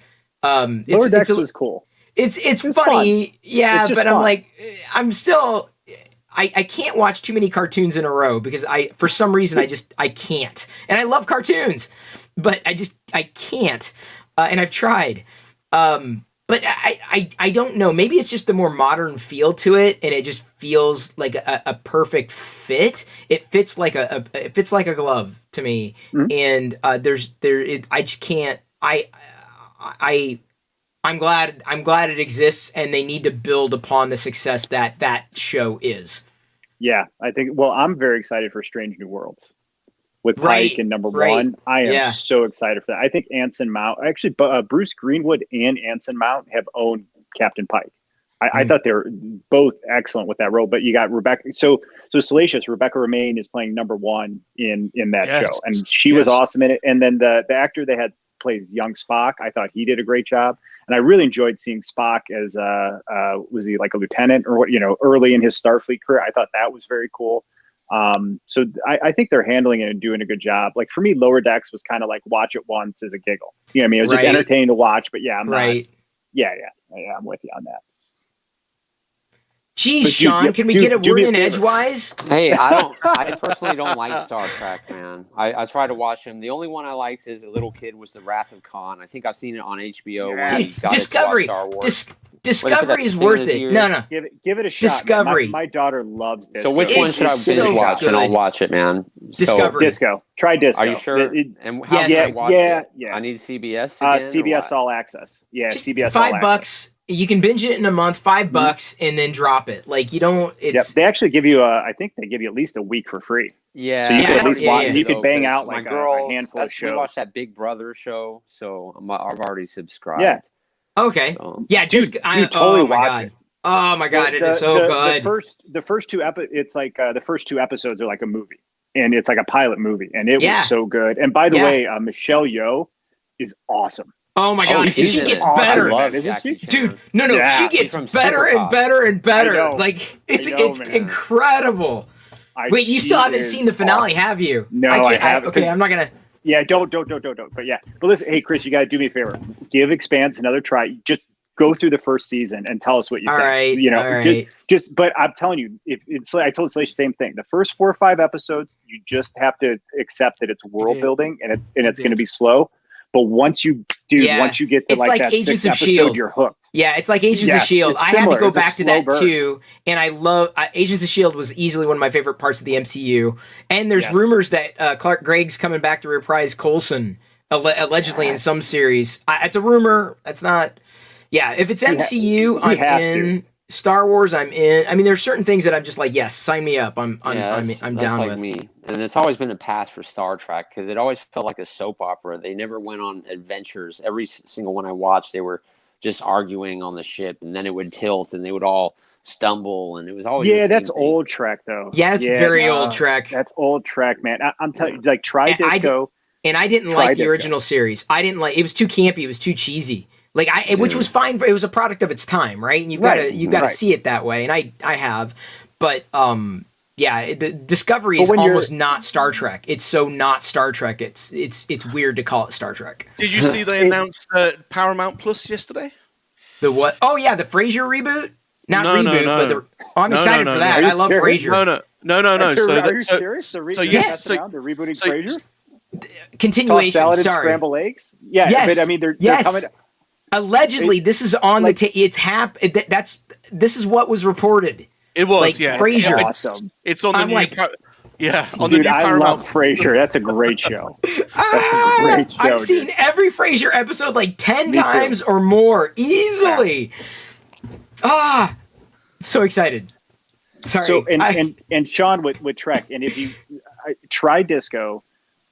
It's very modernized track. It's good. And then after that, like seriously, DS9 and Voyager are really cool series. And one of the things I always tell people, if you want to give Voyager a shot, is it really takes a different spin on Star Trek with what happens to it and what that ship has to endure.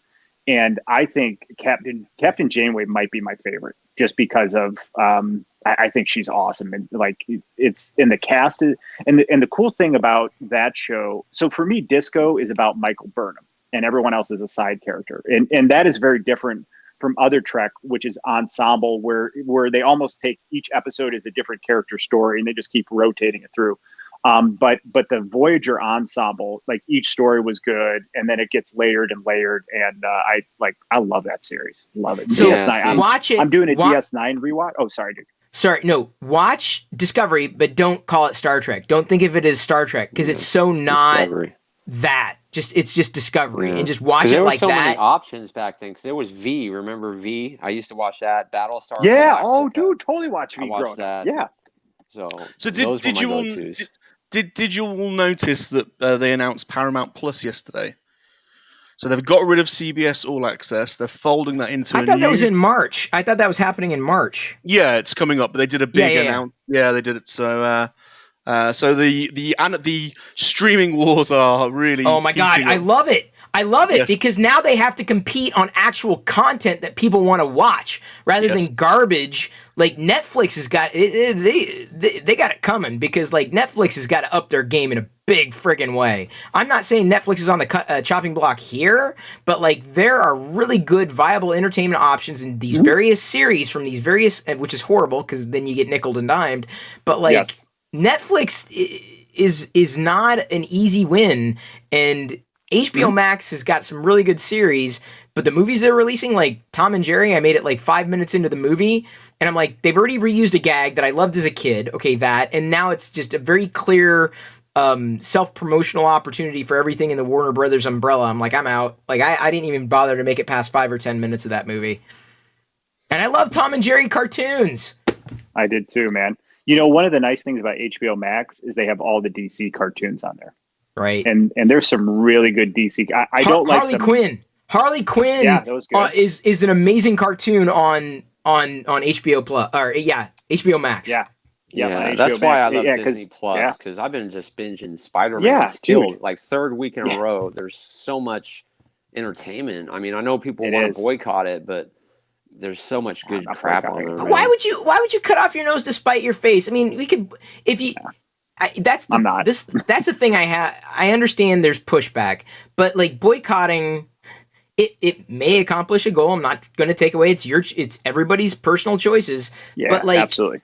if you start like if you analyze something to the point that you've analyzed it so deeply, you can find fault in everybody and everything in some way, shape, or form that does not align with you in every possible way. And yeah, it's everybody's choices, but you're cutting off your nose to spite your face. I just want to say hello to somebody in the chat that's new to us. Star Wars Espanol. Greetings from Arkansas, guys. Great info. Hello. Thank Thanks you. for coming. Thanks for coming along. It's always great to meet new Star Wars fans. So thanks for coming along. I hope you're enjoying it. Hey, Salacious, there's I'm just kind of looking at my side. There's a lot of good comments about Expanse and Star Trek in the chat. Do you want to maybe highlight a couple of those? Yeah. Well, yeah. I'm just going through. So, Josh loves the animated series. I think he's referring to Star Trek, the animated series. BOE says you can't beat the old school Kirk, Spock, and Bones. People are saying hello. Well, let me put it. So this week I've had some time to watch some cinema, and the other night I watched back to back. I did Wrath of Khan and Search for Spock, and I love those movies. And one of the things I love about that is Kirk. So in that moment in Search for Spock, within like a 2-week period, right? He lost his best friend, and then he loses his son, and he pulls it together within a matter of minutes, right? Because he doesn't believe in no-win situations, and then just totally like, they win right at the end. Like I love that part of the movie, man. That just like, because what would anyone do in that moment, right? After 2 tragedies like that. But I mean, most, right? Like you'd be like, I'll just burn with this planet at this point. He doesn't do it, and he saves his entire crew, man. I love those 2 movies. So I don't know what you guys think, but I think those are very, very special movies. Gilster only likes Netflix for the toys that made us and Monty Python's Flying Circus. A toy store near you also runs on Amazon Prime, also done by the Nacelle production company. That's awesome. Super Awesome Geek John says animated. He likes Spider-Man, Hulk, Silver Surfer. He's listing all of them there. He loves his animated. I like the Spider-Man and his amazing friends. That takes me back. I love that too, man. And Hasbro, can you send me my Firestar already, please? Yeah, she's beautiful. Just send her to me, please. Why can't I have her? Jonathan says, apart from the next season of Stranger Things, Netflix has nothing to interest me. Umbrella Academy's not too bad.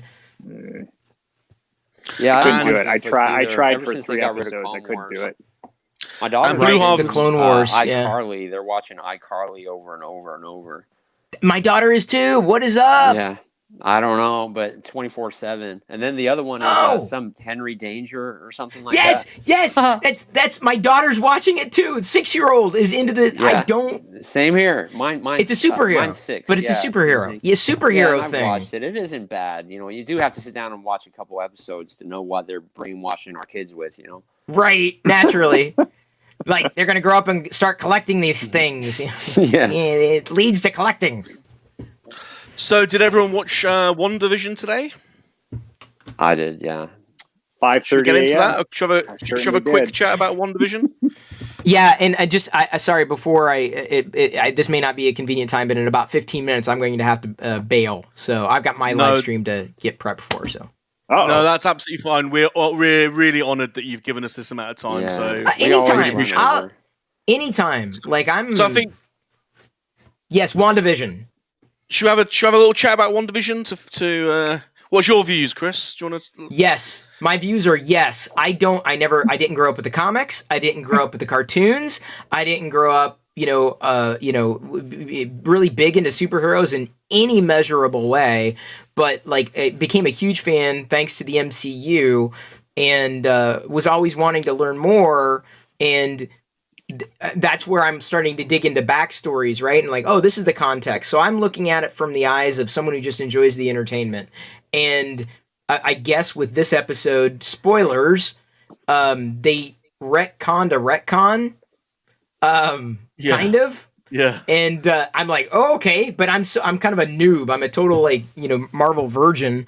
But it's great. Like it's wonderful. It's exactly what I want. Like give me a new Marvel series, and this one as what's next week is the last one for this season. But like I want like an ongoing. I don't want it like every other month. I'm like, okay, if when I'm done with this one, you start a new one, a new season or a new series, and like every week I want a new Star Wars episode of something, and I want a new Marvel episode of something Yes. every week, please. I've also been watching Snowpiercer. I forgot to mention that in recent watches, but anyway, yes, WandaVision was amazing. Yeah, it was. It was really good. Dude, are you going to take us to Marvel school now? No, so there was a couple real neat things with this, but I had some questions for you guys. So how when when she's driving through the town and they're just showing all the townspeople. Yeah. Where was Dottie? Yeah, she's disappeared, hasn't she? She's gone. She was not. So I think that was so that leads me to believe there's something, and everyone's debated who could she be. So that leads me to believe there's something more with Dottie, and we don't know what that is. What I think is happening is Agatha is going to become Wanda's mentor. I don't, because in the comics, Agatha is not good or evil. She's chaos neutral, right? So I think something's going on where Agatha will act on behalf of her own interests in the comics. Could be good or evil, right? But she's typically neutral. So I think what was interesting is she's like trying to figure out, how did you do this? And as the episode's being revealed, she realized Wanda doesn't even know what she's doing. Mm-hmm. She's just manifesting things just out of pure willpower. And the couple of neat things that I pointed out was she talked about chaos magic, which goes right back to the comics. And then there were a couple of really, really good quotes in there with the other thing I wanted to ask too before I said this is who is Pietro then? Because we know she was mind controlling him. Oh yeah. But like, what I mean? Like who is that? Is he pulled from the multiverse already? Or is that just, who could that have been? Then there was, oh, sorry. No, you're asking us questions. I had a question too. Yeah. Or did you notice that the townspeople, none of them were smiling? They were all looking very depressed or dejected. Like it was very clear, like no one was happy. Like just the literal opposite. But and most of the stores looked closed too. Some of them had like the cages down on the stores. Dude, it looked like a dilapidated, like almost like rundown town. Like I found that really interesting. Yeah, and the house wasn't even there. Ultimately. Yeah.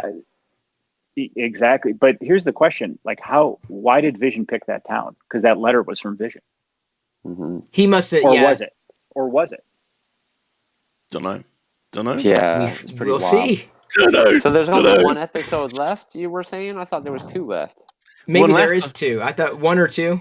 I think there's one left, but good old Grace Randolph was speculating that it might be a movie length size, but we'll see. I hope. Yeah. God, give me more. Yeah. And by the way, Catherine Hahn, I've said this for years, she steals every movie she's in because she's normally like a good side character. But even going back to old school, like even with Will Ferrell and Riley, like she stole every scene she was in that movie. I think she is a phenomenal actress, and I think we're really seeing her like shine. And I hope they weave her throughout the MCU as a mentor now. I think she's going to take on that role. I think that's really cool. And I really enjoyed seeing the opening. And so what's interesting is her powers are purple from the Power Stone. Wanda's are red, and then you have Vision is yellow from the Mind Stone. So the Infinity Stones now still exist in this universe. So like it's building towards something, and then what's coming is that we know Doctor Strange is coming, right? He's going to be the Luke Skywalker. It's going to be a Luke Skywalker moment with Doctor Strange. I think they're going to build towards that. But then she's not the big bad, and that was a total misdirection reveal. So that's what I like. Who's come? Like, who is it? And she keeps referring to her husband, and then there's the rabbit. So, is it Mephisto? What do you guys think? I mean, it could be any one of those nether realm people. Speculation was Dormammu. That he comes back. Possibly. That's totally possible. So, but Dormammu doesn't possess, though, in the comics, does he? That's beyond me. Yeah. I'm just trying to sound cool. Yeah, dudes. Given Chris has only got to go, I think we'll carry on our discussion. But Chris, thank you so much for being with us tonight. It's been awesome. Is there anything that you want to say in terms of what's coming up on Twitch or YouTube? What you're up to over the next week or so? How can people find you? Yeah, I think half the people here in the chat already know me, so this is awesome. I was just giving you a... Yeah, no, thank you. I do post videos on YouTube every day. They don't get tracked because I'm an old YouTube, it's a long story, but YouTube screwed me over eons ago. But every night I'm on Twitch. That's basically where I'm hopping on to. And it's just a geek out, whatever on chat's mind, whatever's on my desk. Tomorrow is the big thing. I'm going to try to build that 3D printer and see where it goes. But yeah, you never know. I'm just usually hanging out, sometimes with my wife, sometimes just me, and just geeking out every night. And yes, Star Wars is a very common topic. All these topics that we've covered are general, good, similar kinds of topics. You're always talking about something on there, which is interesting. Always. Typically interesting. Or I try to be, at least. So, I'm a just chatter. I'm not really a gamer. I'm a just chatter, by and large.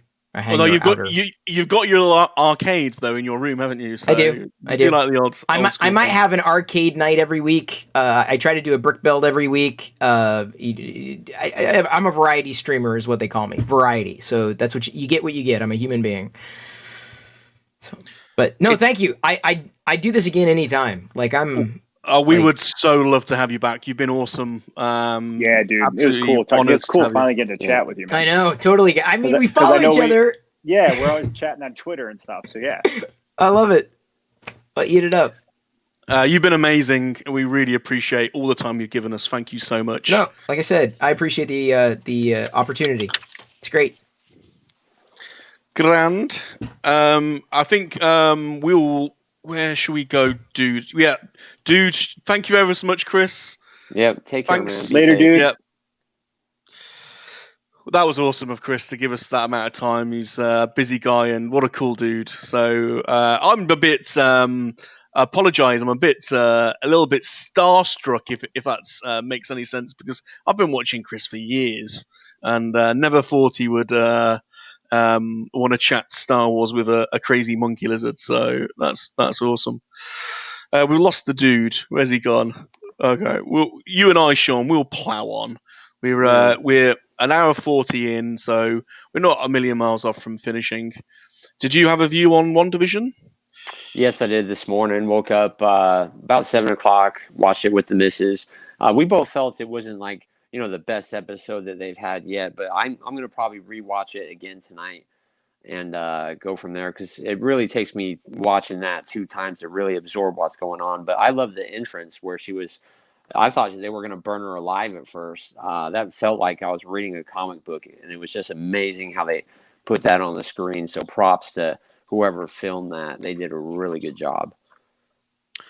One of the things I wanted to say is, when Age of Ultron came out, and first reaction was I thought Pietro and Scarlet Witch were terribly written and miscast in that movie, and as the MCU went on, I really thought I did not enjoy her in that role at all, and I just because the accent, and they even poked fun at the accent, right? It kept coming and going, and it just to me she didn't embody Scarlet Witch for whatever reason. I wasn't picking up on it, but I will say the last 3-4 episodes. She is the Scarlet Witch now. I mean, she's come on, and I think she owns that role, and I love her in it now. I thought she was incredible the last 3-4 episodes. And then it was awesome because when Agatha says, "You are the Scarlet Witch," I was like, "Yeah, you are." I thought that was really cool. So that was one of the things I wanted to say. But yeah, I think one of the interesting... they had DVDs when they were watching. What was all that about? Because I was like, well, they have they're watching this when they were kids. DVDs weren't even around back then. How are they watching them on DVD? I thought those were VHS cassettes. Nah, they were DVDs. It was kind of odd. And then right above Oh, the VHS No, we player, had they we opened had it up and DVDs stuck it 20 in. years ago. We had DVDs 20 years ago. I think it was in the. Well, maybe you're right. Am I that old, man? We It's did, getting dude. We crazy. totally did. 2000, Sean- PlayStation 2, wasn't it? So 1999, 2000 was my first DVD player. So we are getting old, guys. We're getting old. But I think like one of the key things I picked up from this episode is that Wanda is a Nexus being like she is in the comics. So I think they're not going to go down the Magneto storyline. They're going to go down the Nexus being storyline, which I think will be really interesting. And I can't wait for the next episode because we know Strange is coming.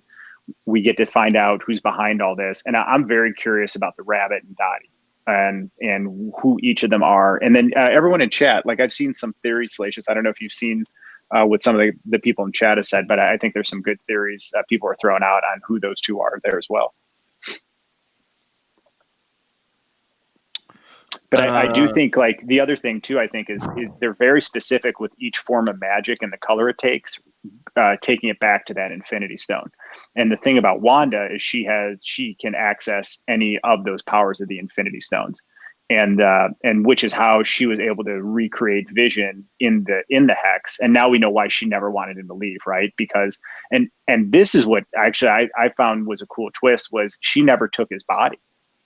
According to the memory that she had with Agatha, right? She just manifested him from herself. And then now we have zombie Vision, which, I mean, dude,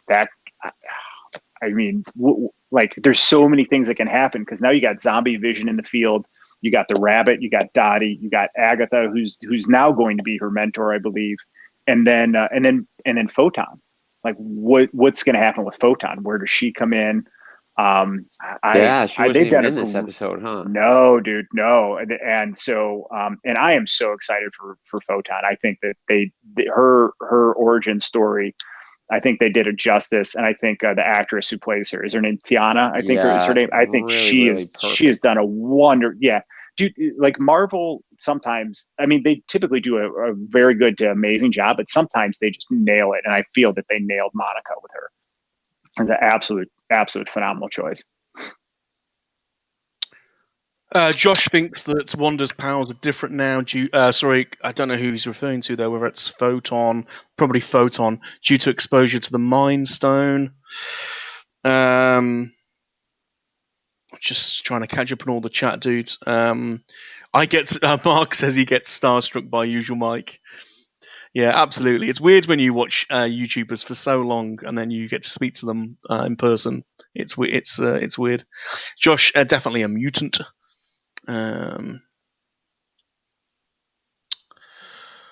should we move on, or we? Yeah, I think so. I think so. That episode was good, and the thing I appreciate about and I feel the Mandalorian series has did it too. Is they do a good job of posing questions for us to talk about. But then they give us good payoffs, and then the payoffs do lead to more questions. And you could, the thing I really want to ask is, did they really plan this out like 5-6 years ago?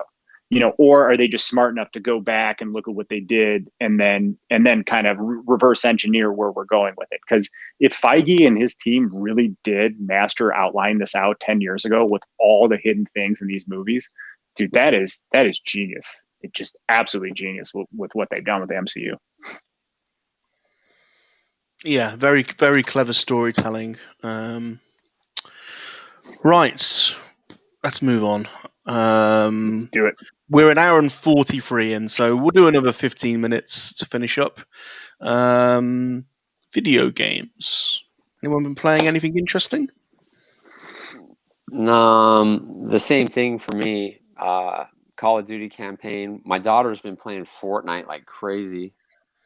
I think I've done maybe $15 in that this week, and I keep telling her, it's a waste of time, but she's gonna learn. Oh, excuse me.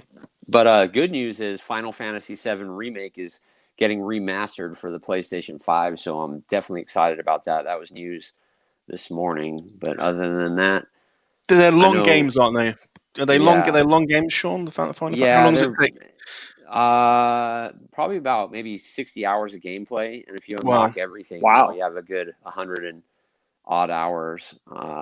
And I like to try to get 100% of everything, and that's why I'm going to just stop now and not play anymore until the PS5 version comes out. So, but yeah, Have you not got much gaming. any new games on the PS5 that you've downloaded, or any PS5 specific titles? No, everything I try is really boring. Like if you have PlayStation Plus, you get a bunch of free downloadable games, and one is like Destruction something where you're like driving around. But yeah, really all the games to me are actually crappy right now. There's really nothing out. Have you suffered from any of this control drift that Sony are being sued for? No, what's all that about? So I think it's like a bit like the Switch, where on some of the controllers, there's like ghost drifting, so it automatically goes to the left or the right without even using the analog stick. So they're having to recall a lot of them, I think. No, all good on mine. Really happy with it. Guess who we've got? Hey. Here he Alright. is. This guy. Hey, how's it going, dude? Good. How you doing? Very good. How's everybody? How's the we're family? See you, buddy. Good. How's the family? Good. Everybody's good now. Good. It was a long line today. Oh my gosh, there were a bunch of people there. So did you pick up anything this week, Vern? Oh, do we want to start over? Oh yes. Hey guys, real quick, while Vern grabs that, there were a couple questions on WandaVision. Can I just say something real quick? So everyone was asking, did she already have her powers, or did the stone give her powers? And for me, my take was she already had her powers, because Agatha referred to her magic as chaos magic, so it's probability magic. So the whole reason that she stared at that bomb for 2 days and it didn't explode was she prevented. There was she had to enhance the probability that it wouldn't explode, if that makes sense. And then the stone called to her. And then the stone probably is unlocking more powers, or she's able to channel power through it. But her being a Nexus being is independent of those stones. And then she also has the power of all the Infinity Stones ultimately.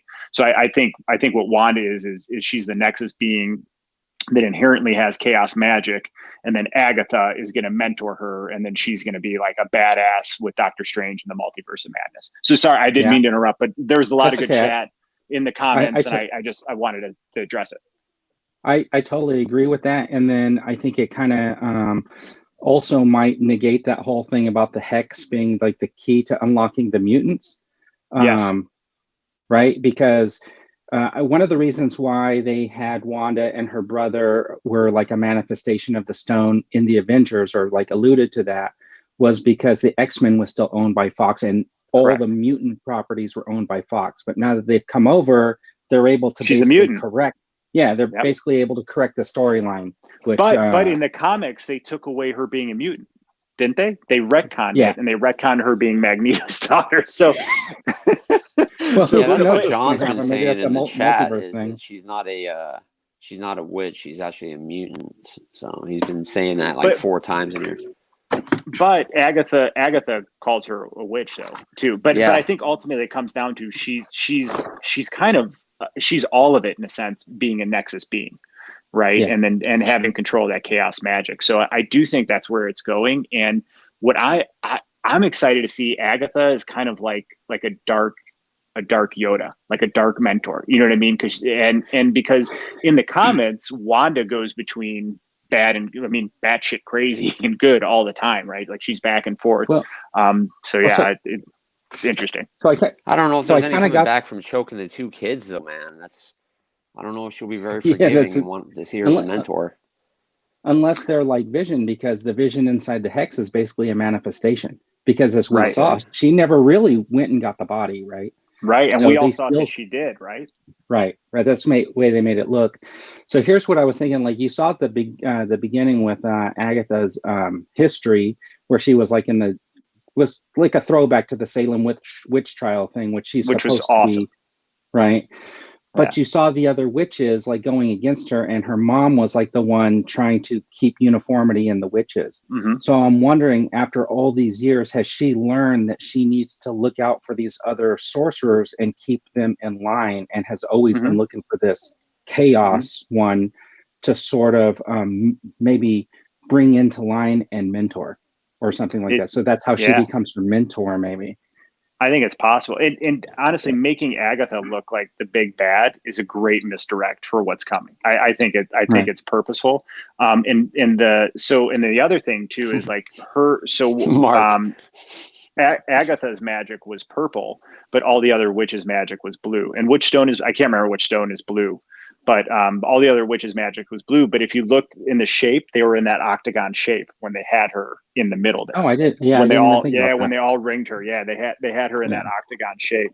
But one of the things that was interesting, and it actually brought me back to Strange and what Wong said, was she said, you're doing magic above like your years or your level. And remember when Strange went into the section and he said, no knowledge is forbidden, but you're not at that level yet. Right. So that must be some kind of hierarchy in the witch wizard world about you have to go through certain stages, because maybe if you jump like Caecilius did, right. Like weird stuff happens. So I think there's be super layered to it, but what I'm interested in is how this creates mutants. Like, does this create mutants, or does the multiverse open it up and the mutants come through it? Whatever. I'm excited for that. Or is the mutant gene already there and this is just unlocking it? Yeah, it's like it like expresses. Yeah, like what happened with her in a way, right? Yeah. Okay, so my pickups were. Ooh, what'd you get? Ooh, congratulations! You joined the club. Dude, welcome to the Surfer Club, man. Hold on a minute, I missed that. Sorry. Oh yeah, you need what to was it? Bad boy, man. Silver Surfer. That guy poses so good. Yeah, that's one of the main reasons that I got him was because of the update. And then if you guys saw my ranting video that I did, I did watch it. I did. I put these up.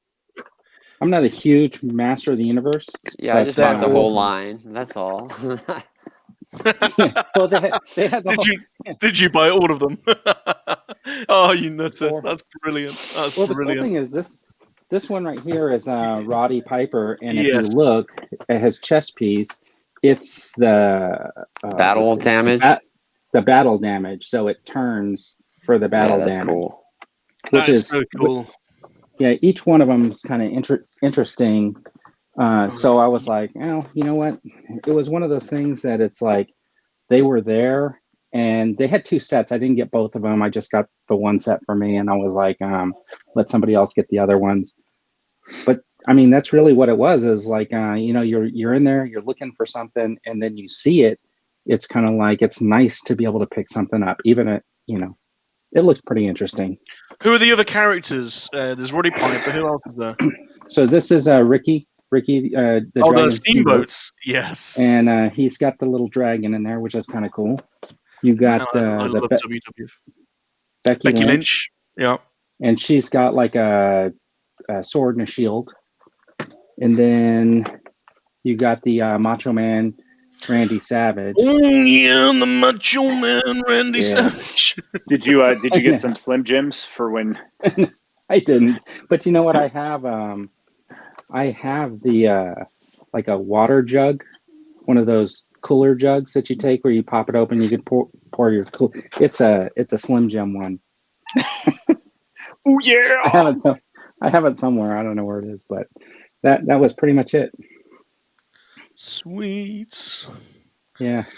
I don't know what's all this demon spawn stuff. I don't know what Mark's on about. What's demon spawn? So they're talking about her kids. Yeah, because in the comics she does manifest them, but then later on, they retconned a little bit of it and found out that they were shards of like Mephisto. Yeah, and he like absorbs them at one point, right? Mm-hmm. That's why they have to sort of like wipe her memory so that she doesn't have to grieve their loss or something like that. But seeing that the post-credit scene with the Vision, I thought was super cool. Yeah, dude. That was really cool. Yeah. Because I couldn't remember, is there a zombie Vision in the comics? It's in the Avengers, the West Coast Avengers, isn't it? Yeah. So when that Vision comes back, he doesn't have any memories of like the past. He's been like wiped. So he's, goes kind of crazy, I guess, in the beginning. So Vision I got like an Ultron vibe when he came online. I kind of got like an Ultron vibe. I mean, think it's going to be because something remember, like that. Ultron wasn't he like 50-60% downloaded before they finally shut it off? I think so, yeah. And then, which makes me wonder if, you know, how we were all speculating it was going to be like a Luke Skywalker thing. It really makes me think, like, if you look at that cover that I was telling you guys about to check out, has the Vision and that has all of the West Coast Avengers. Well, you got like the Ant-Man and the Wasp on the cover, right? And you got Hawkeye in there. So I'm thinking it could be like the whole crew shows up in the end. Dude, and then that could spin off into the Hawkeye series. Right. Yeah. Which could Look at Bird actually Bird coming end up in late being and like throwing heat in the ninth. I love it. Yeah, it could end up being a whole West Coast Avengers thing. Who knows? Maybe that it turns into that. I mean, Well, supposedly this is supposed to lead to Young Avengers at some point because they're all announced and filming at this point. Yeah. So, but it was pretty good. And I miss Chris Pirillo. I had a whole bunch of Windows 98 questions. I have this dial-up modem that I can't seem to get my AOL password to work anymore. So I was going to see if he can help with that. I'm just messing around now. I wonder if he's even watching. Anybody watch? Yeah. Anybody? Yeah. I'm the Macho Man, Randy Savage. Ooh, yeah. There you go, Mr. Rush. Sorry, man. Man, I used to love WWF. Man, I used to go and watch it at the NEC. I got all the figs, the Hasbro figs. Love it. I can't believe you've bought all that line. What are you guys doing to me? Vern, you and the dude and Sean are killing me. I'm gonna have to get into that line now. He-Man, WWF crossover figures. What? Damn. That's the funny thing is, like, when I was younger, I never really collected He-Man figures. One of my friends was really into them, but to me it was like so when I was reading comics and reading comics, I liked, you know, Neil Adams and Denny O'Neil and those guys, and they had a real realistic style that they did, where when you looked at the pictures, it looked real to me. I mean, they were very real. But then there was something that happened in the New Mutants, and they kind of like seemed like they just drew them quickly, and they didn't have that realistic look in some of the comics. Took me a while to get used to that. So when I think about these figures, you know, they're kind of out of proportion a little bit, and I was more into the ones that looked, you know, proportional, like realistic. Yeah. See, I was instantly sold, man, because I loved Conan the Barbarian as a kid, and to me, the whole sword and the sorcerer type theme, I was instantly sold when I saw He-Man. Oh, I mean, yeah, I mean, like the storylines and stuff like that, because I was a big Dungeons and Dragons, so I know exactly what you're saying. Dungeons and Dragons, yeah. But when I was comparing like figures, you know, I was like the Migos originally, so they were all like normal looking, and the He-Mans were kind of like big and bulky. So I never really collected them. I mean, I think I have like maybe like 5, right, from back in the day. And then when these new ones came out, they look really cool. I did end up getting a whole set just because they were there, and I, you know, and then I was like, oh, I'm gonna keep these like in a box or something like that. Those are some of the ones that I haven't opened. But I did want that Mr. T part of this line. That was I think that's the reason I bought these, actually, was because Walmart canceled me on that Mr. T. Oh yeah, that sucks. So when I saw these, I'm like, I'm gonna get them. But they're kind of cool, right? Like they're wrestling, but they're Masters of the Universe. Yeah, they're very popular with Masters of the Universe collectors on Twitter, I see too. Yeah. So there's definitely a massive market for them. And if they don't continue, we've done 2 hours. Oh, sorry. Sorry, Vin. My bad. I thought I was just going to say we've done. Yeah. We're taking it from the top, Salacious. Well, I'm happy to carry on. Do you guys want to carry on? And do we want to unbox something? I do got to go in here in a minute. I literally have nowhere to go, so I'm happy to hang out and chat. I actually would appreciate just to get to hang out. I'll carry on. So I'm cool if you guys are. That's carry on. I'm happy to carry on. Sean, if you want to dip out, you go for it, man. No, I'll just be back in a minute. I'll just see what everybody's doing really quick. Cool. So I'll be back. sit Cool. down. So hey, and, hey, watch a movie. if you guys don't mind, we had another good WandaVision question there. So Okay. so there, and I've read about this too. I think because of China, they don't. And again, I'm not fully educated on this, so if I misspeak, I apologize. But I believe in China, the culture doesn't like or appreciate devil images, right, or anything with. So there's talk that because obviously the MCU is still trying to take a foothold in China, that they wouldn't do Mephisto. So, but my thought is. They did Dormammu, which is pretty much the same type of thing, right?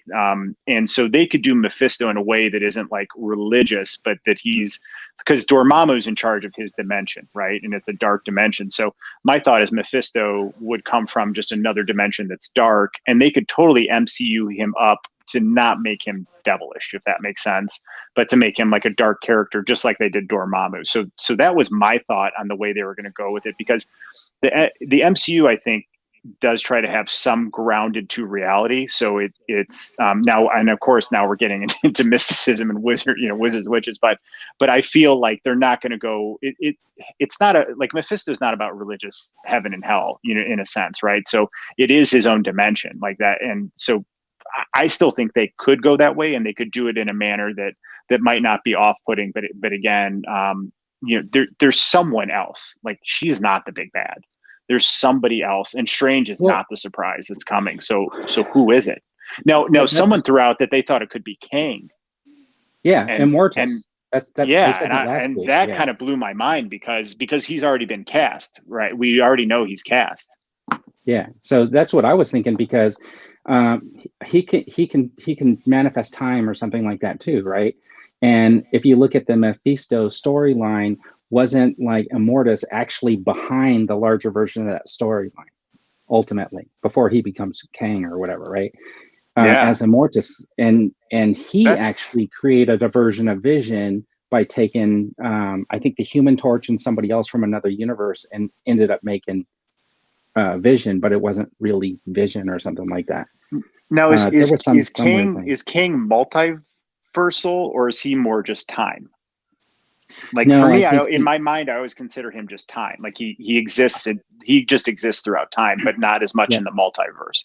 I think when he was Immortus, it was a multiverse, because I think he brought over, I can't remember who it was. It was a Human Torch and somebody to make Vision, and so I think that could be the way that they go with that. I think it would be very interesting.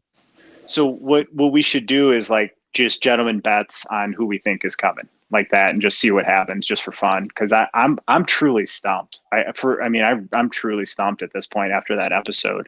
And in your Kang theory, I think it feels good, right? It makes sense, and it lines up now that you explain it. I would put I would say that we're going to see multiples of the Avengers, probably Ant-Man and the Wasp. That's my guess, and at least Hawkeye, right? And I say that because I don't know why I have this thing in my head that like Olsen and Renner did that movie together, so they probably are used to working together on stuff. Well, didn't they have a good moment at the end of Endgame, like where they connected about grief, right? So I think. Yeah, I think potentially, and he, I'm not a big fan of how they portrayed Hawkeye in the MCU, but that one of the things that I do like about him is his empathy that I think comes through, and he understands like when other people are hurting just like he is, and he's the type of guy that will come to you if he knows you're in pain. So it makes sense that he would just naturally go there to try to help her, and she would see him as a friend.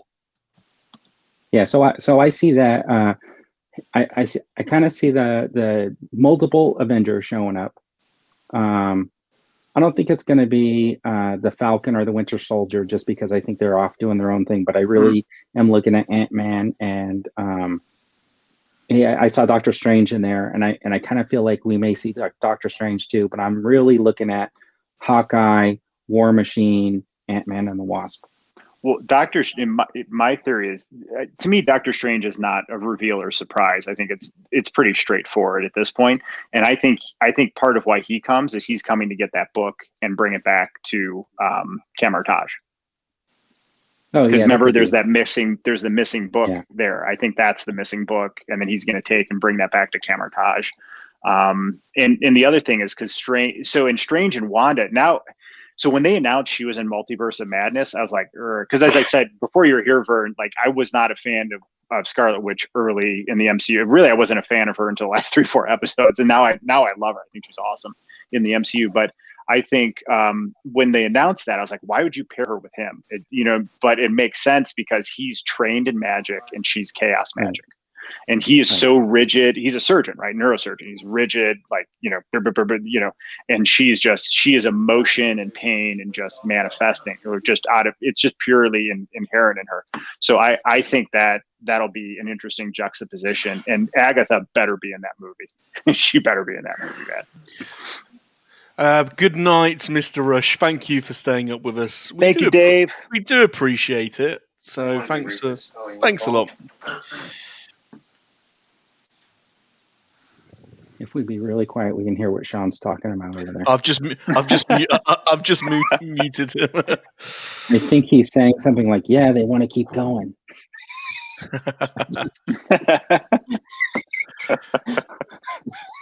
I'm just joking. Yeah, so I'm with you. I don't think. I mean, of course, there'll be some connections, between Falcon and Winter Soldier and WandaVision, because they always do. Sure. But I do agree. I don't think one kicks off the other. I'm with you. I'm pretty excited for Falcon and Winter Soldier, though.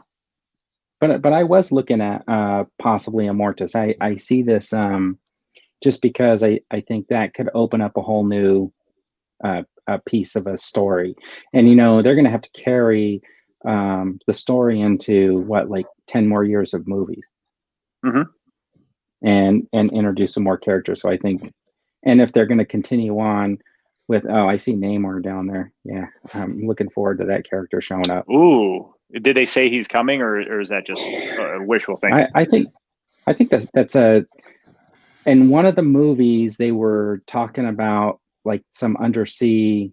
Something happening in the ocean, and I think that was the lead into Namor, and that to me, that's like they knew that Aquaman did well, so they had to get their version out.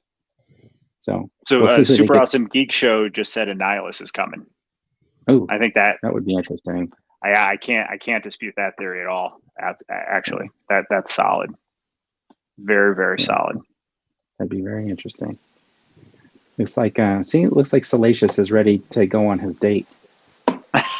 Oh yeah. Something from the lady shelf. How's it going, Sean? Good. My wife's just gonna bring some food home, so I can nice. chill. What are you having?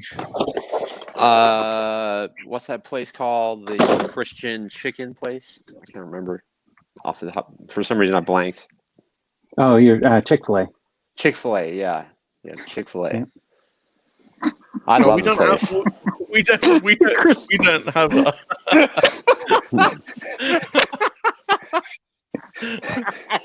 Well, that's what it is. Oh, that's great. Oh my God. We don't have that over here. You guys have all the coolest stuff. Yeah, it's good. The line's always like around the building. It takes like 20 minutes just to get some chicken. At the Later, location Shabby. that we Hey, have, Shabby, signing off. Oh, Later, buddy. see you, Thanks for Shabby. hanging out, man. Starship Troopers is awesome, dude. I can't believe you've not seen that. You're going to enjoy it. It's a bloody good film. Thanks Oh my for God, stopping. he's never seen Starship Troopers? No, and it's on. You're in it's for on a treat, man. It's on Disney Plus as well now. So It thanks is? for yeah, it is. Yeah, in the stars section. Yeah, thanks for hanging with us, Mark. So the Chick-fil-A at my place has the line around the store too, and the way to beat that is mobile order and park at the front of the store. Yeah. And they'll bring it out to the car. Well, I don't know if they're doing that in where you live, but out here you can't dine in, so they bring it out to the car. Yeah, they just And then opened you the can just take it Canes to go. here. You ever tried Canes? That place, Oh, yeah. Man, that line is unbelievable. Oh, what is Yeah, it? it's You need to explain. You need to explain. It's a chicken place, Yeah, Oh, another okay. chicken place. fried chicken. It's all these places are heart attack places. Yeah, Sounds good. Sounds good. Sounds it good. is. Yeah. You guys are. Mrs. Dude brought me up a PB&J like 2 hours ago, and I'm like, I can't eat this because it's so messy. And then you guys are talking about chicken, and I literally have not had a meal since Man, get involved. Sunday. I'm like, Get involved. like, screw it. Get involved. Get involved. Oh my gosh. Should we open some toys? Oh man, I didn't. I'm not going to open anything today. No. Sean, No, do I you just- want to open something? Mine will be really ghetto, but I do, man. I do. Do it, buddy. Let's Do watch it. Sean. It feels good, Let's man. I want to see you open that. Yeah, It's something I'm in. that, you know, if I did a video, nobody would ever watch. So, Let's I would. let's give Sean the screen. but here we go. It's yes. number 22. Can anybody guess just from the number? Well, that's got to be Jyn Force Erso. Awakens, isn't it? Jyn Erso. Yes, it is Jyn Erso. So I'm just going to open this. I got it on clearance really quick. I just want to check her out. I've seen people do all kinds of amazing customs on her. But I've been dying to see this figure. Oh, the blaster looks great. Look at that. Yeah, it's a cool blaster. That's cool. Yeah, it looks super sweet. We're going to check out Jyn Erso here. And supposedly there's going to be an update for this. But the outfit looks great. It's just a face mold. I remember seeing this posted on Twitter, and I was like, wow, I can't wait to get my hands on that figure. It's pretty funny how time flies, and now it just looks like garbage. But yeah, the jacket Felicity Jones. Felicity Jones. Yeah. She's actually from Birmingham, which is about half an hour away from where I live. Yeah, she's a sweetheart for sure. Yeah, but even if you tilt her head to the side, it looks kind of cool. I'm definitely going to put her in some sort of cool pose, and man, I'm excited. I'm glad I opened this. I have the other figure of her, which is from Edu. It was the one that comes with like the rock, and then she has like remember on Edu they all had like those like little face masks they wore and stuff. So I have that one from that part of the scene, but I did not have this one. Yeah, so she does look actually pretty sweet, man. She looked pretty good It's on a cool display. figure. Yeah, That's a great movie, man. And you know what? It's a shame that they butchered the Cassian Andor figure from that movie because I would love a good Cassian figure. We're gonna get one with the series, I'm sure, but I mean, Yeah, I'm we sure. don't even I'm get sure it's Black gonna be Series another like one. that. So this does have a lot of stuff going on. It's almost like a Marvel Legends the way it's Yeah. set up. there's a lot, man. I didn't realize that. Definitely So, sweet. I like her Also head with wrap too. Spidey. I like that head wrap. I think that's neat for a Black Series figure because it's Yeah. just distinctive. Yeah. So I took that. So I had another indoor Luke that I did the thing where I swapped the chest piece, and I took the camo gear from that Luke, and I gave it to one of my gens, so she could be another indoor soldier. Oh, hold on a minute. Like- Let me let me give you the screen. There you go. Oh yeah, look at that. I just made her like, so she can Mhm. troop along with the other indoor figures. Yeah, I thought it worked out I'll pretty well. post a picture of the gin I have. You kind of did what that gin I have is. It has like the trench Yeah, and the it has mask like a and the trench and goggles it and has all the that. helmet. Yeah. I have a picture on my phone. I'll post it. I have that one in the box. I was going to take it out and like paint it to try to match it to this. But when I found that extra Luke, I was like, oh, I'll just take one of these mini gins that I got from that 3-pack and turn one into like an indoor trooper. I did the same thing with, hold on.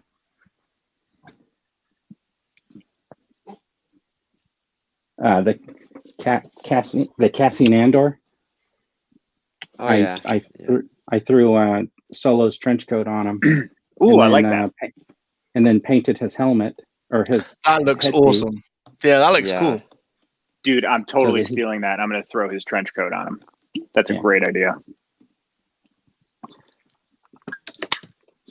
Well, I have two options. I guess I can go. If you guys, you guys have any preference on which one you'd like to see? I brought, so we got kind of old man Wolverine here. You guys know Where's Shadow Star? Where's Shadow Star? So we I left him downstairs. Yeah. He might come back. He might come back to the rotation. So we got old man Logan here. And then this guy's really cool, which is War Machine Punisher. War Machine Punisher. Yeah, I think the War Machine Punisher. I think what you should do with that old man Logan is, did you get the 2-pack with Logan and Hawkeye? The old man Logan and Hawkeye. I do have 2-pack? that. I do have that. Oh yes, throw that on his head. Yeah, yeah. That should be idea. those two. You should do open when you can do a comparison. That's a great, yeah, because I do have that 2-pack, and that Hawkeye is incredible. That's one of the best. That was one of my favorite Marvel Legends of last year, was that Hawkeye. The way it articulates, and I thought that Logan was underwhelming for sure, comparatively. Yeah. So what do you guys think in chat? Anyone who's still left? John still on John says, I love Shatterstar. Red Ranger saying that Bodhi Rook needs to be a Black Series. I totally agree with that. Yeah, dude, give me Bodhi Rook. Yeah. I mean, he's the only one that you couldn't get before. You could get him in that Elite diecast set or whatever, but they never did a Black Series, which was unfortunate because I almost think you don't have a story without him. 100%. I mean, if he didn't go out there with the backpack and hook up the wiring to get the transmission on, no transmission, right? They wouldn't have been able to pilot to the base. He wouldn't have, because he knew their codes. They wouldn't even known to go look for the records if he didn't defect and bring the records. So, I mean, I think they left out pretty much the most important character. Well, and dude, if you could give us a Moloch figure, you can give us a Bodhi Rook, right? I mean, I think that's a reasonable assumption. Mm-hmm. Well, that Moloch right. is because they got that Hulu series, right? No, Moloch is from Solo. Solo, yeah. Oh, yeah. Okay, I'm thinking of MODOK or whatever. Yeah, MODOK, yeah. Or whatever. Yeah, dude, dude, we didn't even talk about that. Did you guys see that preview for MODOK? That looks awesome. Yeah, I posted a link to it on Twitter, but nobody cared. I didn't see it. I care. No, I mean, no, just I care. I took a screenshot. I put a link, and then I said something like Hulu original or whatever, and then I just let it go just to see, I guess people looked at it and said, nothing. I don't want to see that. So I'm guessing not many people are watching that show. I didn't see your tweet, but yeah, I saw that preview, man. It looks fun. It looks really cool. I wonder why they're putting it on Hulu and not Disney Plus though. I think because it's going to have maybe a little bit. It's a cartoon that they don't want to trick kids into thinking it's a cartoon for kids. Oh, so I did not think that was going to be an adult cartoon. That's even better now if it is. Oh, there's one scene in the trailer where he just blows one of the AIM soldiers or whatever. He just blows his arm off. Mm-hmm. He's like, yeah, but in Star Wars we cut limbs off and we but show it to 3-year-olds. Yeah, it looked like it's going to have the pacing of that Adult Swim or whatever. Oh, that's cool. That's even cooler now. I thought it was going to be for everyone, but that's even cooler now if it's dark humor and for adults. I love that. Shall we? So is everyone cool with War Machine Punisher? Absolutely. Let's do it. I always like the slide. I don't know if you guys feel the same way, but I love that way that feels when it slides out. Yeah. Oh boy. I agree. All right. Oh, look at that, man. Do you see that? Yeah. War Machine Punter. Oh, that's cool. All right. Let's open this Soon dude to be up. canceled logo. That's true. Oh, wow. This is a hefty figure. Holy cow. All right. So I think this is a semi-reused War Machine mold. I wish I had my War Machine up here. This is. So here, check that out. Got the big Punisher logo on it. Look at that, man. Yeah. Look at that helmet, man. And let's see. Reasonable articulation for a robot figure, better than 90 degrees there. His shoulder feels tight. Oh, dude, check it out. Okay, so his shoulder, this is always transverse. So you look gotta at the get your brain on that. Looks so sweet. Yeah, but look it's a pad that sticks up. So you get, oh, dude, butterfly shoulder joint hidden under that pad. Yeah, that's awesome. Look at that. Holy cow. You got weathering and scuffs all over it. I love that logo. Wow, good I like rotation those at the numbers hip. on his arm. Look really cool. Wow, dude, the helmet look at that. And then check out the back. Oh, dude, and he's got his kills written on the thing. On this. Oh yeah, that looks awesome. Oh, this is even way cooler than I thought, man. Holy cow! And then check out how the boots are framed. They sit like real nice. You know, sometimes these armored figures, they have weird feet. Oh. Well, there we go. Oh, look at that. All right, so check out how that sits. I've never pulled a foot out before. Have you guys? That is weird. No, I don't think it was supposed to come out that easy. No. It should be fine though. All right. So there's that, and then he's got. So he's got a lot of guns, but check out, like, this is like a purge staff. Looks like out of the Last Jedi, or that's the Force Awakens fight. Does that like stick off a shoulder or something like that? With Kind of like how Finn. the War Machine has his guns that stick up. Let's see. No, I think it goes. No, I think this is like so for like punishment and like to torture someone. I think he literally like I think it's literally like an electric stick that he can like shock somebody with. And Oh, okay, yeah, that makes sense then. so, and then he just comes with like a lot of other. I don't want to pull all these out right now, but just like different guns, ammo clips. Your standard, your standard Punisher weapons. Yep. And apparently a very loose foot. I've never had a foot do that before.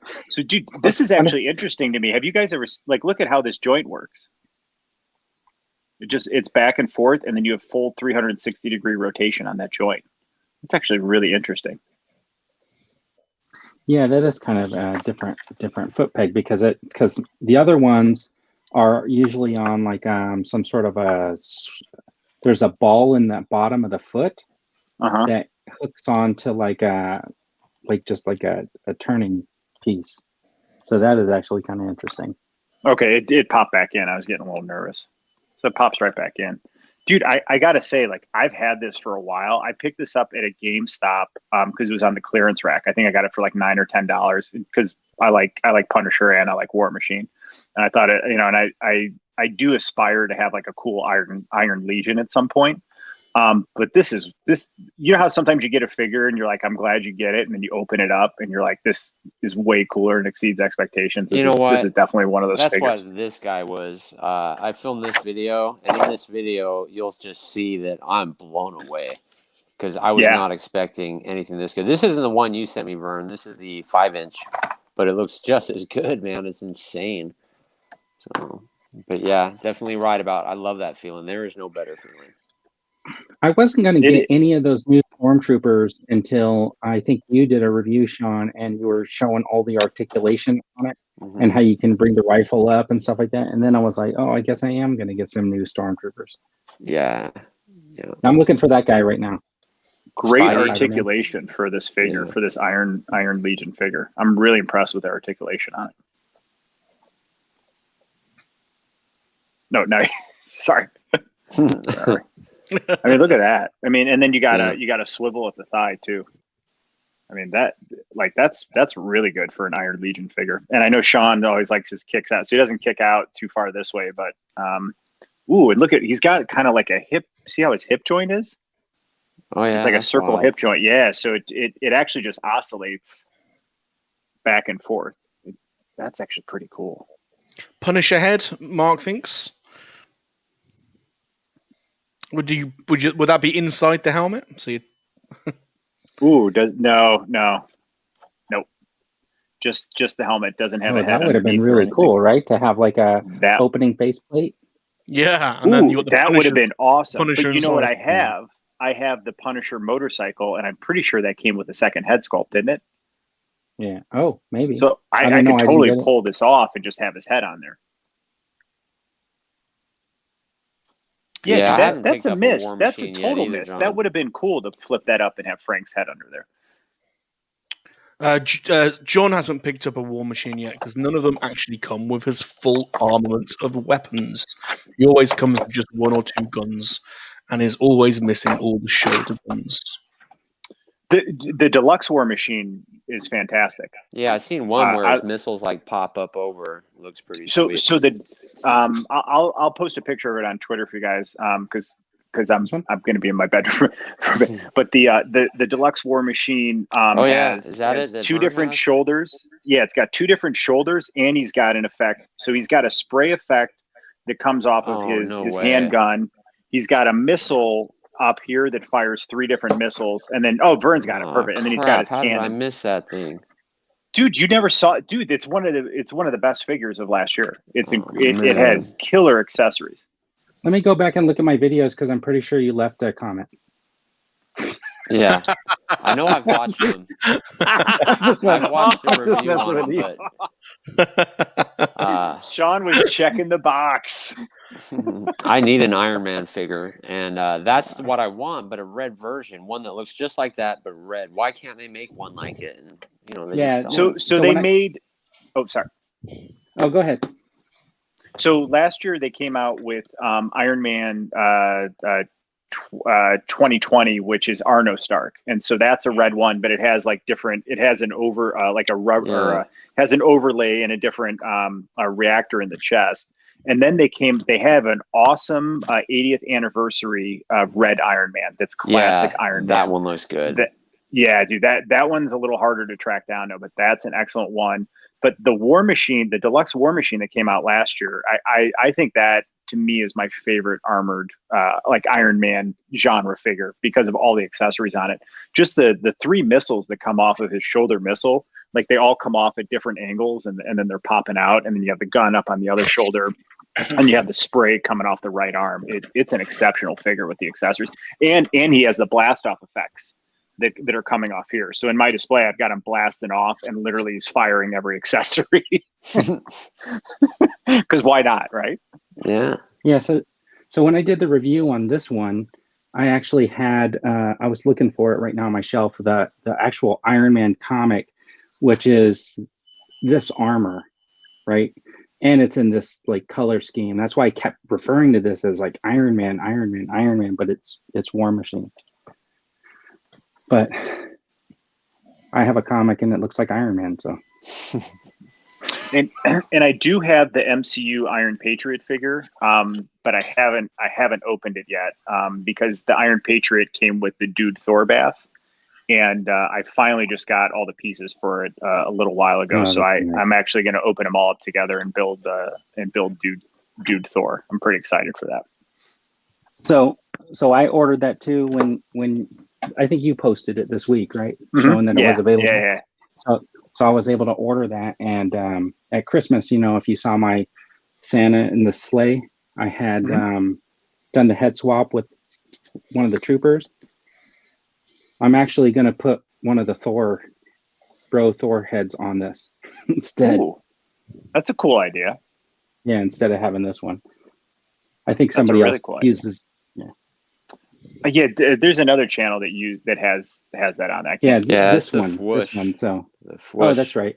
That's right. So yeah, that's what it was. I'm gonna swap it out. So it's the Bro Thor because I think it'll look way better with that head on.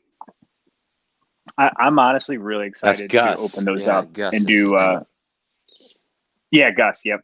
I'm pretty excited to open them up and do Dude Thor, but I'm just as excited to open up that Iron Patriot. I think that figure looks exceptional. The paint job on it is gorgeous, and how lucky was it to get that figure, because that thing's like $60. I mean, it's not easy to find. Yeah, that one was one of the ones in the set that was like, oh, if you didn't get it, yeah, so you were all done. Of a sudden turning up, yeah. I'm pretty excited for that. I was just looking for my missile, the other accessory you were talking about, and I can't seem to find it. Whoops. Yeah, that's one nice thing I've noticed Hasbro's been doing is re-releasing older, harder to get figures. So we don't give them that benefit, right there, but they have been re-releasing. Like Gree is available, the Gamorrean Guard, all the Captain America I picked up a couple weeks ago. So Yep. Well, and they have Grievous. They re-released Grievous, so I really like Big Bad Toy Store because if you look on there every few days, they'll get something in. Like I was able to get a little while ago. I got Jubilee, Bishop, Mr. Sinister, and I can't remember one other figure, and they were $22 each. They got a bunch in. I got lucky and ordered them all. But those are all figures that are $40 to $100. Yeah, I to really get, want and then Psylocke, really bad. Which one? Psylocke, but it looks like you got to buy that pack on Amazon. That's like outrageous. And honestly, that's not the definitive Psylocke to have. Like that's an alternate X-Force Psylocke, which is cool. So I have that one, and actually that pack is awesome because you got Phantom X and Nimrod. And you guys know my affinity for 90s X-Men. So for me, I had to get that for Nimrod because you can't have a 90s X-Men display without Nimrod in it.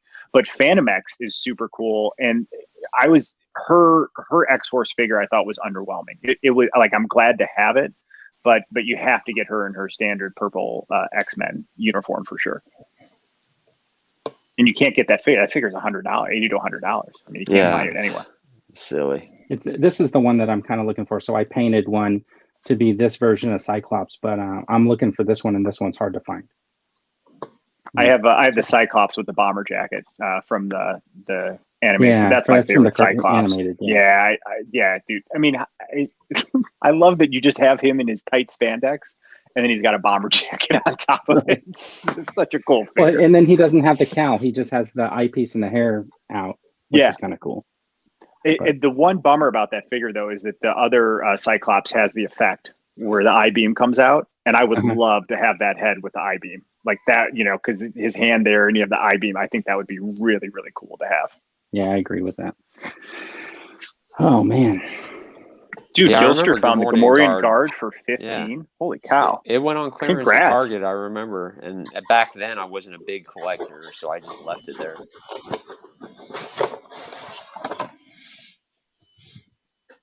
And same with Iceman, which I'm regretting. I've been looking online. It looks like about $22. And the retro Iceman is the one to pick up, right? Yeah. Only 22? That's not bad. Yeah. Well, then you're paying tax about 30 after shipping. Yeah. Where'd you see him though? Online? eBay. So on eBay. Okay. Yeah, dude. And I'm with you. I could have bought that retro Iceman figure, I think, for like $7. And I'm like, I kept passing. And then as soon as I saw Firestar, I was like, I think you and I had the thought at the same time, like, I need Iceman immediately. And then it's all gone. Yeah. Dude, I'm so jealous you got that Firestar already, by the way. I cannot wait for mine. Stoked. I wish people would watch the video. I love it. I watched it. Great figure, man. Well, dude, you know how it is. No, like the Marvel videos are the hardest to get traffic. Oh, yeah. Because there was already like 10 of them out there. And after that, you're done. So. Yeah, on Marvel, yeah. Yep. Well, and that's why I try to do dude, Slacia's open there. He did it. Yes. Do you collect any of... I haven't seen any close-ups of her yet. Okay. Do you guys collect Yeah, okay. Do you guys collect the movie ones or I have that whole wave. Oh, do you? I have both Wolverines, Magneto, Professor X, Domino, Deadpool, Cable, and Mystique. See, that's so creepy to me, man. Awesome, I don't know what it is, why people love that. That's a really good sculpt. Great figure. It's a great figure. For me, the one thing I wish they would have done, because they charge us $24.99 for those retail. The one thing I wish they would have done with Mystique is that they would have had Rebecca Romijn's face half transformed. I think that would have, because they give you an arm that's half transformed, which is nice. But if they had the arm and her face half transformed, like I would have loved that. But I think the sculpt, what they did with the body, and it looks like Rebecca Romijn in Mystique paint. I mean, I think they did a great job. Yeah, I think that's Run's an awesome become an opener. Because he's got too many open figures now, and they're going to be on display. He's going to look at them and go, you know what else would look cool? He's going to start. Yeah, I have that one in the box. I'm going to have to open it. Yeah. But yeah, that's a really good sculpt. I think that's a pretty good likeness. And yeah, no doubt about that. It is a masterpiece. But I'm gonna have to get. But the thing is, I've got the animated series Gambit and the movie Mystique. So I'm gonna have to get more of the characters from both series, aren't I? At least the main ones. So what have I done? What have I This done? is how it starts. Well, dude, you have animated Gambit. You got to get Rogue. I know. I just haven't seen her anywhere, so I'll keep looking. She's hard to get for sure. Yeah. She's definitely hard to get, well, dude. But it's a slippery slope. So for me, like I'm actually decided to try to compartmentalize. And so with Marvel, I'm really like anything that's 90s X-Men I want to get, but I'm going to try to start being a little more judicious there because it can get crazy. But I think if you really like 90s X-Men or a certain thing, I would just say just try that and kind of build that and then maybe go from there, because otherwise what you're doing could be even more dangerous, which is you start dabbling between a couple different genres of Legends figures, and then all of a sudden you want to build out 3 different genres. Was there a Vinnie Jones Juggernaut figure? Did you guys know who Vinnie Jones is? Vinnie Jones is the English soccer player that became an actor. Have you seen Lock, Stock, and Two Smoking Barrels? Oh, so he played Juggernaut in the original correct, X-Men yeah. movies. Oh, okay, yeah, I know that all the Juggernaut figures are comic book Juggernaut. Okay. Hey, we had a good question in the comments. If you guys, oh, that was it. I just saw that and I thought that would be good to discuss. I think Black Series. I mean, there's various stages of quality, aren't there? When there's collecting, there's the real high ends, and Hot Toys, which are the larger scale figures, real detailed figures, and they're £100+ each. And then you've got the bottom of the range, which is your 5 points of articulation mainline figures. And I think Black Series is a really good one to get into because, I mean, they are £20 to £25 each, Luke, in the UK, so you can get cheaper figures. But I think by and large, the sculpts are pretty good value for the money. And so I would say if you're going to get into figure collecting. Just have them look at this really quick. But look at you're gonna break my heart. This will make you want to choose over Hot Toys for the price. I mean, $20. Well, you can't get this for $20 anymore. No, that's like 100. It's just mind blowing. Yeah, that is amazing quality. Value for money is good, isn't it? On that sculpt, it's incredible. Was my synopsis correct? Yeah, I think it's really fair. Here's another really good figure for comparison on the Black Series. And you put me full screen for that. Thank you. Hold on. Oh, dude, getting trolled. Dude. Oh. Guys are the meanest guys I know. It's terrible. So I'll say this, like so when Black Series first started, I thought they were like good figures because they had all the articulation. But it seems like in the last year, the articulation on them has just gotten 5 times better, and for posability and stuff like that. And because of the 3D scanning technology on the faces, I think even the faces have been looking really a lot better than they used to. Yeah, I mean, when you look back at the original, like Luke, Han, it's like, who are these guys? But you look at them now, and they actually look like what you would expect them to look like. They really do. And I also think with Marvel Legends, they've leveled up in the last year too with articulation. I mean, if you like the new Spidey figure, incredible. The Hawkeye figure in the Old Man Logan, Old Man Hawkeye 2-pack, the articulation on those is incredible. And now they have all the pinless technology that they're implementing, which just adds another dimension of realism to it. And the pinless technology has better articulation on top of it. So I'm really impressed with the leaps that they've made in the last year and a half for sure. But yeah, dude, if you're up for it, definitely dive into Black Series. I totally think you'd enjoy it. And the question I have for you then is if you're because Luke just said his birthday's end of March, you might have to form a wish list. So what figure would you want to get? What would be like your first or second choice if you could grab one? That's a great question for Luke to ponder and let us know in the chat. And I do just want to respond to another comment that Luke said whilst he's thinking about his choices there, dude, and putting him in the chat. He has said that Vinnie Jones Juggernaut was the worst X-Men movie, and he's not wrong. But I just love Vinnie Jones. And Bob Rum was a bit of a footballer in his day. I haven't really said much about that. Oh, no way. But I just love Vinnie Jones on the Juggernaut, bitch. Just absolutely stupid line. Excuse my language, but I just love that. I love Vinnie. He's the man. So I would like one of those figures if they had one, but clearly they don't. So that's why I mentioned him. I just love Vinnie. He's a nutcase. Yeah, but what else he can do is if you go to Amazon or eBay and just search from like price low to high, you can find a lot of good cheap Black Series figures for like $5 to $10. Yep. So he wants Vader, Boba, a clone trooper, none of those. And all those are going to cost you. He's picked all the expensive ones. You can get a good Vader. You can get a good Vader. You can get Vader reasonably. Right now, you could, like, if you were really interested in a clone trooper, I would like maybe pre-order one of the Bad Batch characters. I mean, I think it's going to be right on for the time. Vader's going to be readily available, right? Because, I mean, he's just going to keep coming out. I think Cody's pretty available too right now. That's true. I mean, 20. you can get a Cody right now, pretty reasonable. Rex, you're 100 plus for Rex for sure. Yeah. And then Gilster wants Ezra. You're not going to find a Darth Maul. But like Boba Fett might be easy to find too right now. Yeah, or just an Imperial Stormtrooper also. I think you can get those occasionally. Mm-hmm.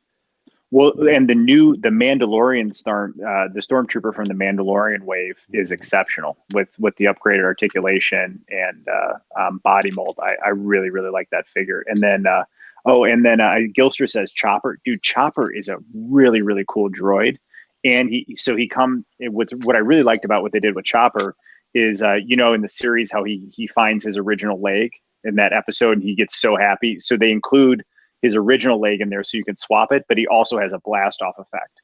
So I have him in my Rebels display blasting off in the background, and then all his compartments are open and he's got his two hands on top of his head. So for a droid, I think he's one of the better value droids because he was only $19 and you got all those effects with him. I mean, I thought that was a really good value for him. Yeah, I'm missing an Ezra. I've got all the Rebels apart from Ezra. I need to sort that out. Maul is the one that will break the bank. Yeah, and my heart. Oh, you don't have a Maul either? Come on, man. Yeah, I'll leave them on. Mine has there's two heads, but I just left this one on. So hold on a minute. Or will I? What's going on? No, go for it. Just go ahead. That's cool. So the Maul had the two different heads, right? Yeah. You've got. I'm just gonna have a bite of this peanut butter and jelly sandwich. This delicious peanut butter and jelly sandwich. But yeah, you can get them both like that, which is pretty. Very menacing. Let me put you both next to each other. There you go. You can have a Maul off now. Now you're next to each other. But no, this is the same figure, so that's part of the reason why it's so expensive. You get two in one. I actually had, so I did an auction lot, and there was a Maul in there, a Darth Maul, and I was like all excited because I was like, oh yeah, that's definitely a 6-inch. It was sitting next to like a Rey, and I was like, oh yeah. When I got it, the legs didn't move. They were like all molded, one piece, the legs. What?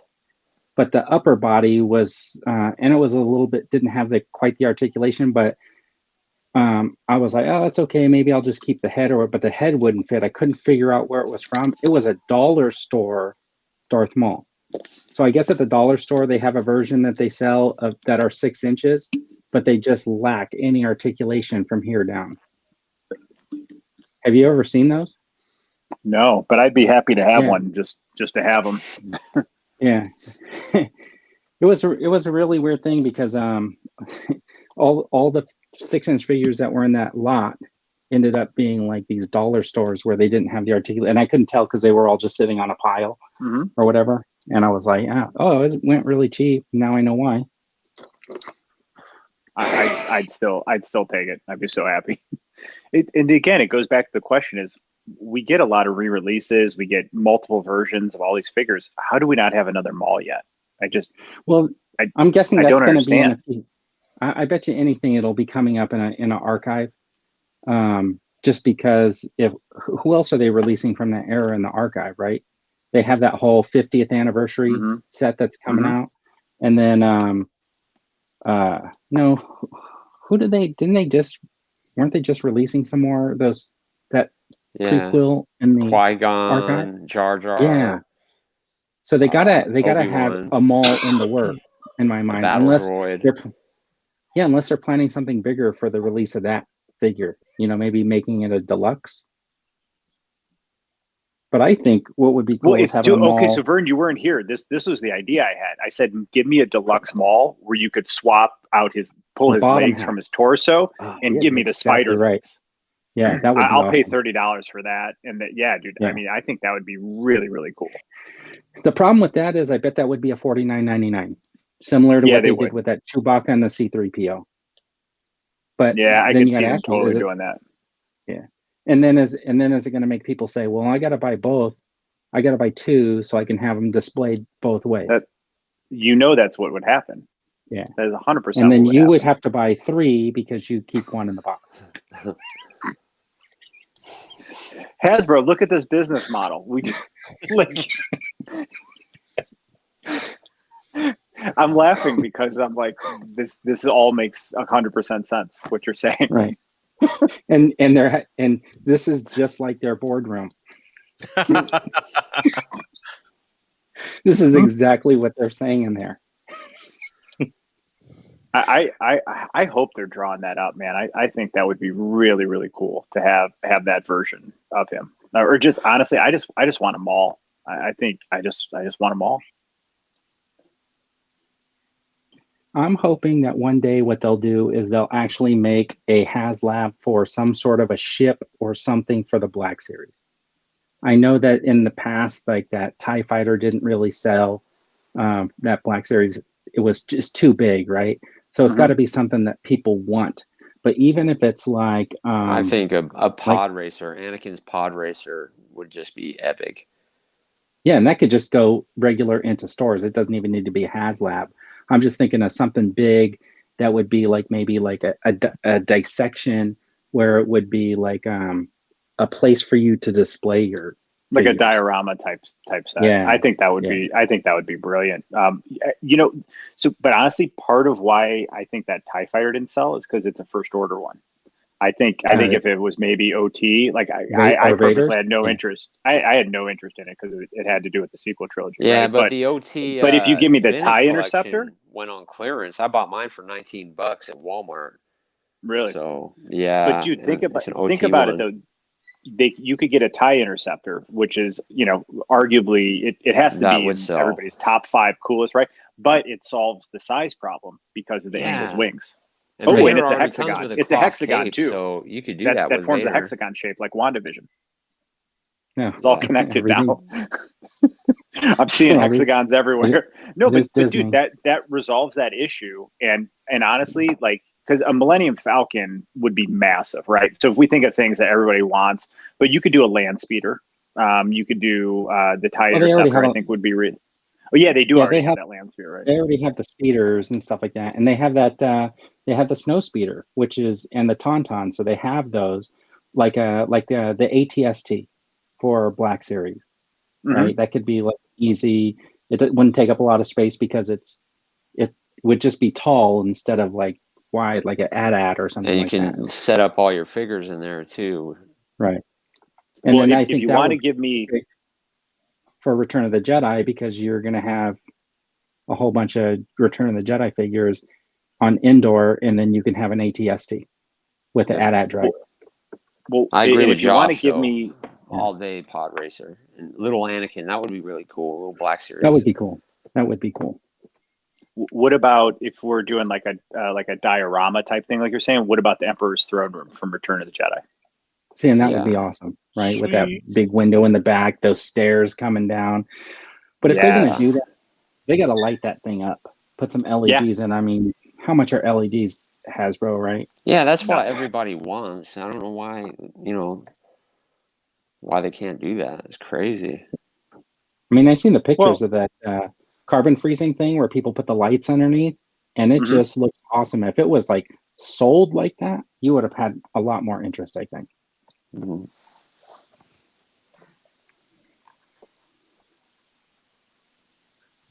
This head mold on this gin is just not good looking, man. Awful. That's why they put a scarf over it. But yeah, the rest of it looks great though. They just, need to repack it, which they will. So, but that's why I like no, it was accurate. But that's why I like the other gin Urso, because she had that face mask from Edu, so it totally hides it. And I have her posed with that mask on for sure, because that is a butcherous face sculpt for sure. Mm-hmm. All right, have we hit the wall? I think so. I think our host fell asleep. Salacious is off sleeping somewhere. Oh no! I'm good. It's 3 o'clock in the morning. But do you know I've got nothing to do anyway. This was horrible. What do you think? I've got nothing to do. Do you think that's absolutely horrible, or do you think that's a cool figure? That's 3.7. Actually, I kind of like it. I do. I like it. I love it, man. I like it. It's very Clone Wars. It's cool. I like the. What line is that? This is that the vintage collection, and I got Nobi. When you put them both together, they're cool. They're cool. That is they're really awesome. Cool. They're awesome.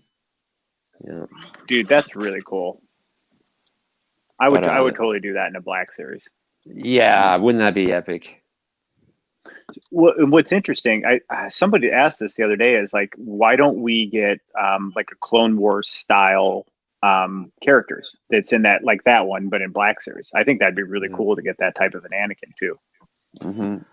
Well, they've just started doing those vintage style now, haven't they? With Obi-Wan and Greedo and the Jawa. They're gonna have to do the whole 96 or 92, aren't they? Now they've started that. So that Ben Kenobi is literally a copy of the vintage, it's a vintage style, isn't it? With the Gilster said Watto and Saboba. Yeah, that would be cool. Yeah, very cool. Just give me some Quacky and MoNKey-LiZaRD action in the Black Series, please. You can only get Crumb if you get that San Diego Comic-Con Jabba, and they're not readily available. There's one on eBay at the moment in the UK, and it's over 300 quid. I will tell you that I actually got that at the Comic-Con. Did you? Many years ago. Did you? Then I was so upset because they released a regular version of the Jabba, and I thought that they were only going to release it at Comic-Con, so I ended up like selling it really cheap. I mean, basically just to get my money back for it, and now I kind of regret it. Yeah. But I mean, you can't change those things, right? And the vintage collection Crumb you could only get in the Death Star San Diego Comic-Con vintage collection set, and it comes in a slightly smaller card, and they're £400 on eBay. So oh my gosh, they were never released individually. £300 to £400 on eBay to get one of those. Absolute nightmare. So I remember the year they released some sort of a Death Star type. That's it. That's it. With all the card backs in it. Was that what you're talking about? Yeah, exactly. That's the set. That's the only vintage collection from. Yeah, I remember that year there was like a line. They sold out every single day, and there was just no chance of me, showing up and just casually trying to get in there to get one. It was all like the diehard, resellers or really, the guys that were really collecting at the time, I don't know, had some sort of an in, because it's like they were all sold out by the time somebody like me rolled around. What's it like, Vern? What's the San Diego Comic-Con like? It's massive, isn't it? Yeah, so like the first few years we went, it was kind of like you still had room to walk around. the last couple of years we went, it was like literally like you're walking sideways, because the aisles are so packed that you just are constantly trying to avoid people. And now they have this system in place where you actually have to go online ahead of time, and you have to bid to be able to get in line for Hasbro and Funko and some of these places. And then if you win the bid, you get to go at a certain time during the day. So when you say bid, do you mean like I would say I'll give you $30 and then you're saying I'll give you 37, or? It's an online thing where you go and you just say, I want to get into this line. And got it. Okay. So they say every day there's 10,000 spaces in line and 40,000 people put in for it. So a quarter of the people are going to be able to get in line, but you can't get in line at the same time. So everybody gets a different time slot. And what they do is they bring products out, and every day, like with the Boba Fett's that I got, they only brought out like 5,000 of them a day. And then they let you buy 2. So theoretically, the first 2,500 people could have bought all of them.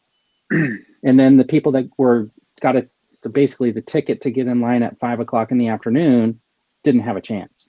Right. And so that's the way Hasbro went. Funko went that way.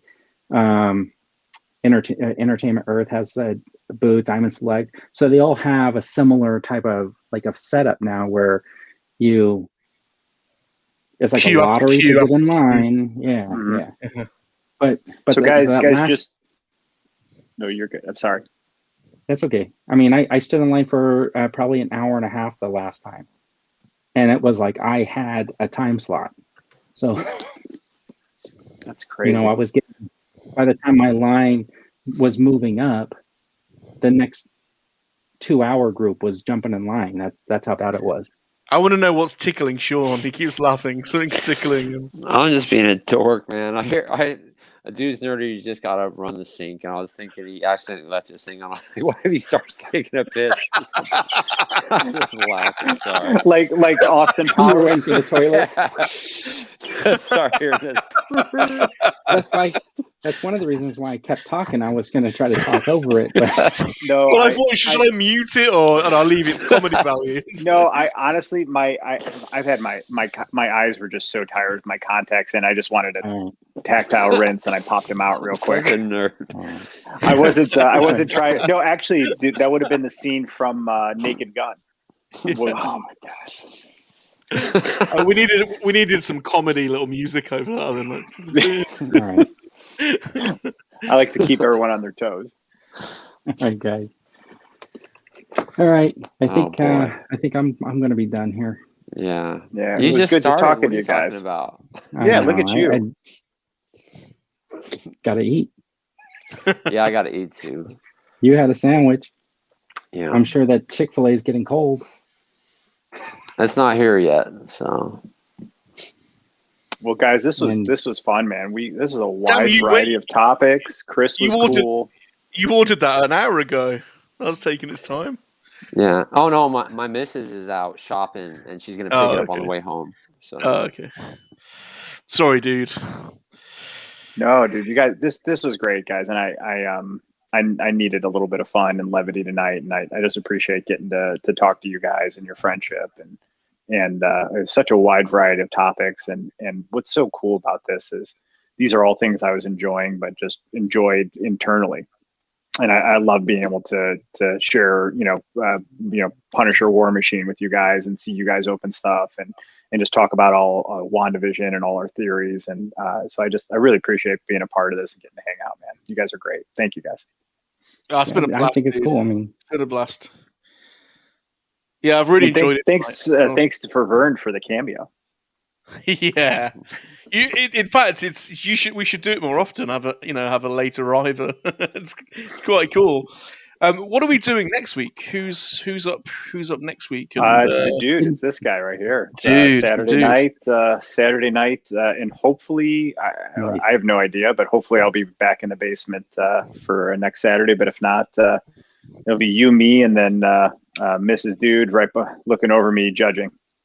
So, so yeah, next Saturday, and then it'll be extra exciting because we get to discuss the finale of WandaVision, and then debate how that now leads into the next phase of the MCU. So that'll be a lot of fun.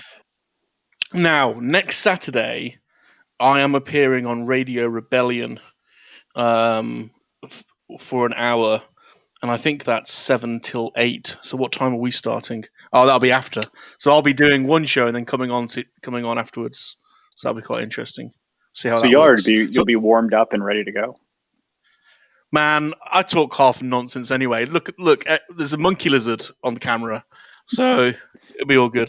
So what time are we doing next Saturday? 6 p.m. Eastern, correct? 3 o'clock. 11 p.m. West Coast. Yeah. So 11:63.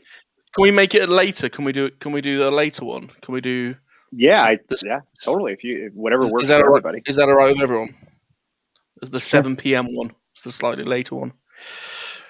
Good with me if it's good with you guys. Sean, is that okay with you? Yeah, I'm always good. It's only an hour or two a week, so my family's pretty cool so far. We've done 8 episodes? Yeah. So. Josh, fantastic chat, everyone. Hope you all have a great night. Cheers. Yeah, Thanks thanks everybody. Thanks for hanging, man. Thanks for everybody that's still 3 hours. hanging in there. That's awesome. That's pretty cool. Very cool. Very, very cool. And Gilster still with us. Gilster, he's here. Cheers, dude. Good and it was man. cool. We had some new people come tonight that none of us knew, and I thought, and that's really cool, man. We got to expand our group tonight. That's neat. Yeah. I'm gonna watch okay. back the first couple hours because I missed it. I did want to throw in some dial-up questions. I really did. Well, I'll wrap things up then by saying thank you to everybody that has watched us on YouTube and to everybody that is listening back on our podcast. You've been watching or listening to 3 Men and a MoNKey-LiZaRD and their toys. We are A Dude's Nerdery, Oakhurst Studios, Salacious Rum, and Sean Solo 8. I want to thank our special guest tonight, Chris Pirillo, absolute legend. Chris. You are awesome. We really are honored to have had you on. Thank you ever so much. That was a fun chat, man. That was really cool. That was just like another good dude to hang out with tonight, man. He's a good guy, yeah, for sure. Yeah. Thanks to everyone in the dude. Hey guys, by the way, not because the two up top don't care, but Salacious, seriously, we gotta hound him to make sure he watches Expanse this week. Yeah, that's right. That's right. I want to thank everybody that's been in the chat. Too numerate, and it's too late now in the morning for me to list everybody. Go on, Vern. What are you watching? Earlier, The Expanse. I'm assuming. Ted Lasso on Apple TV Plus, if you have it. Yeah, that one came up in the chat tonight, actually. Hilarious. And I was thinking about it because when I said chips, you said crisps. And there's a whole thing in one of the episodes about the correct version fries, is crisps. It's chips. If you want or chips, it's crisps. And then there was a whole thing about the soccer shoes are called boots, and so is the trunk of a car. So if you're done playing soccer or football, you would put your boots in the boot. Correct. You see, even the English basically created what is called the English language. And it's our American cousins that have butchered such language. Oh, my God, we have. Over many years. Yes, we have. Yes. But I recommend it. I recommend that one. That sounds funny. That does sound funny. So you guys going to watch anything this weekend? I'm going to try to finish that Ted Lasso. I'm only about 4 episodes in, but it's pretty funny. I'm about to do a TV heist now that everyone's going to bed. Nice. Are you going to keep watching Spider-Man? I'm watching another Spider-Man. So. Oh, are you? Nice. Yeah, I'm 100%. I saw your tweet. I saw your tweet. Yeah. You can have that massive TV in your little room. I am. I'm going to go do a TV heist now that everyone's in bed. Do it. I need a series to binge now, guys. I need a series to binge. What am I going to do? The Apple one, maybe. The Shyamalan one, perhaps, that Vern was yeah. talking about recently. Okay, if you are rewatching this, please give us a like, leave us a friendly comment, subscribe to all 4 of our channels. The address is in the description. Remember to turn on those notifications and catch up with our audio version on Apple Podcasts, Anchor, Breaker, Google Podcasts, Spotify, and every podcast catcher known to man. And that just leaves me with one final thing to say. Remember, monkey lizards are for life, not for spit roasting. Goodbye, everyone. Thank you, guys.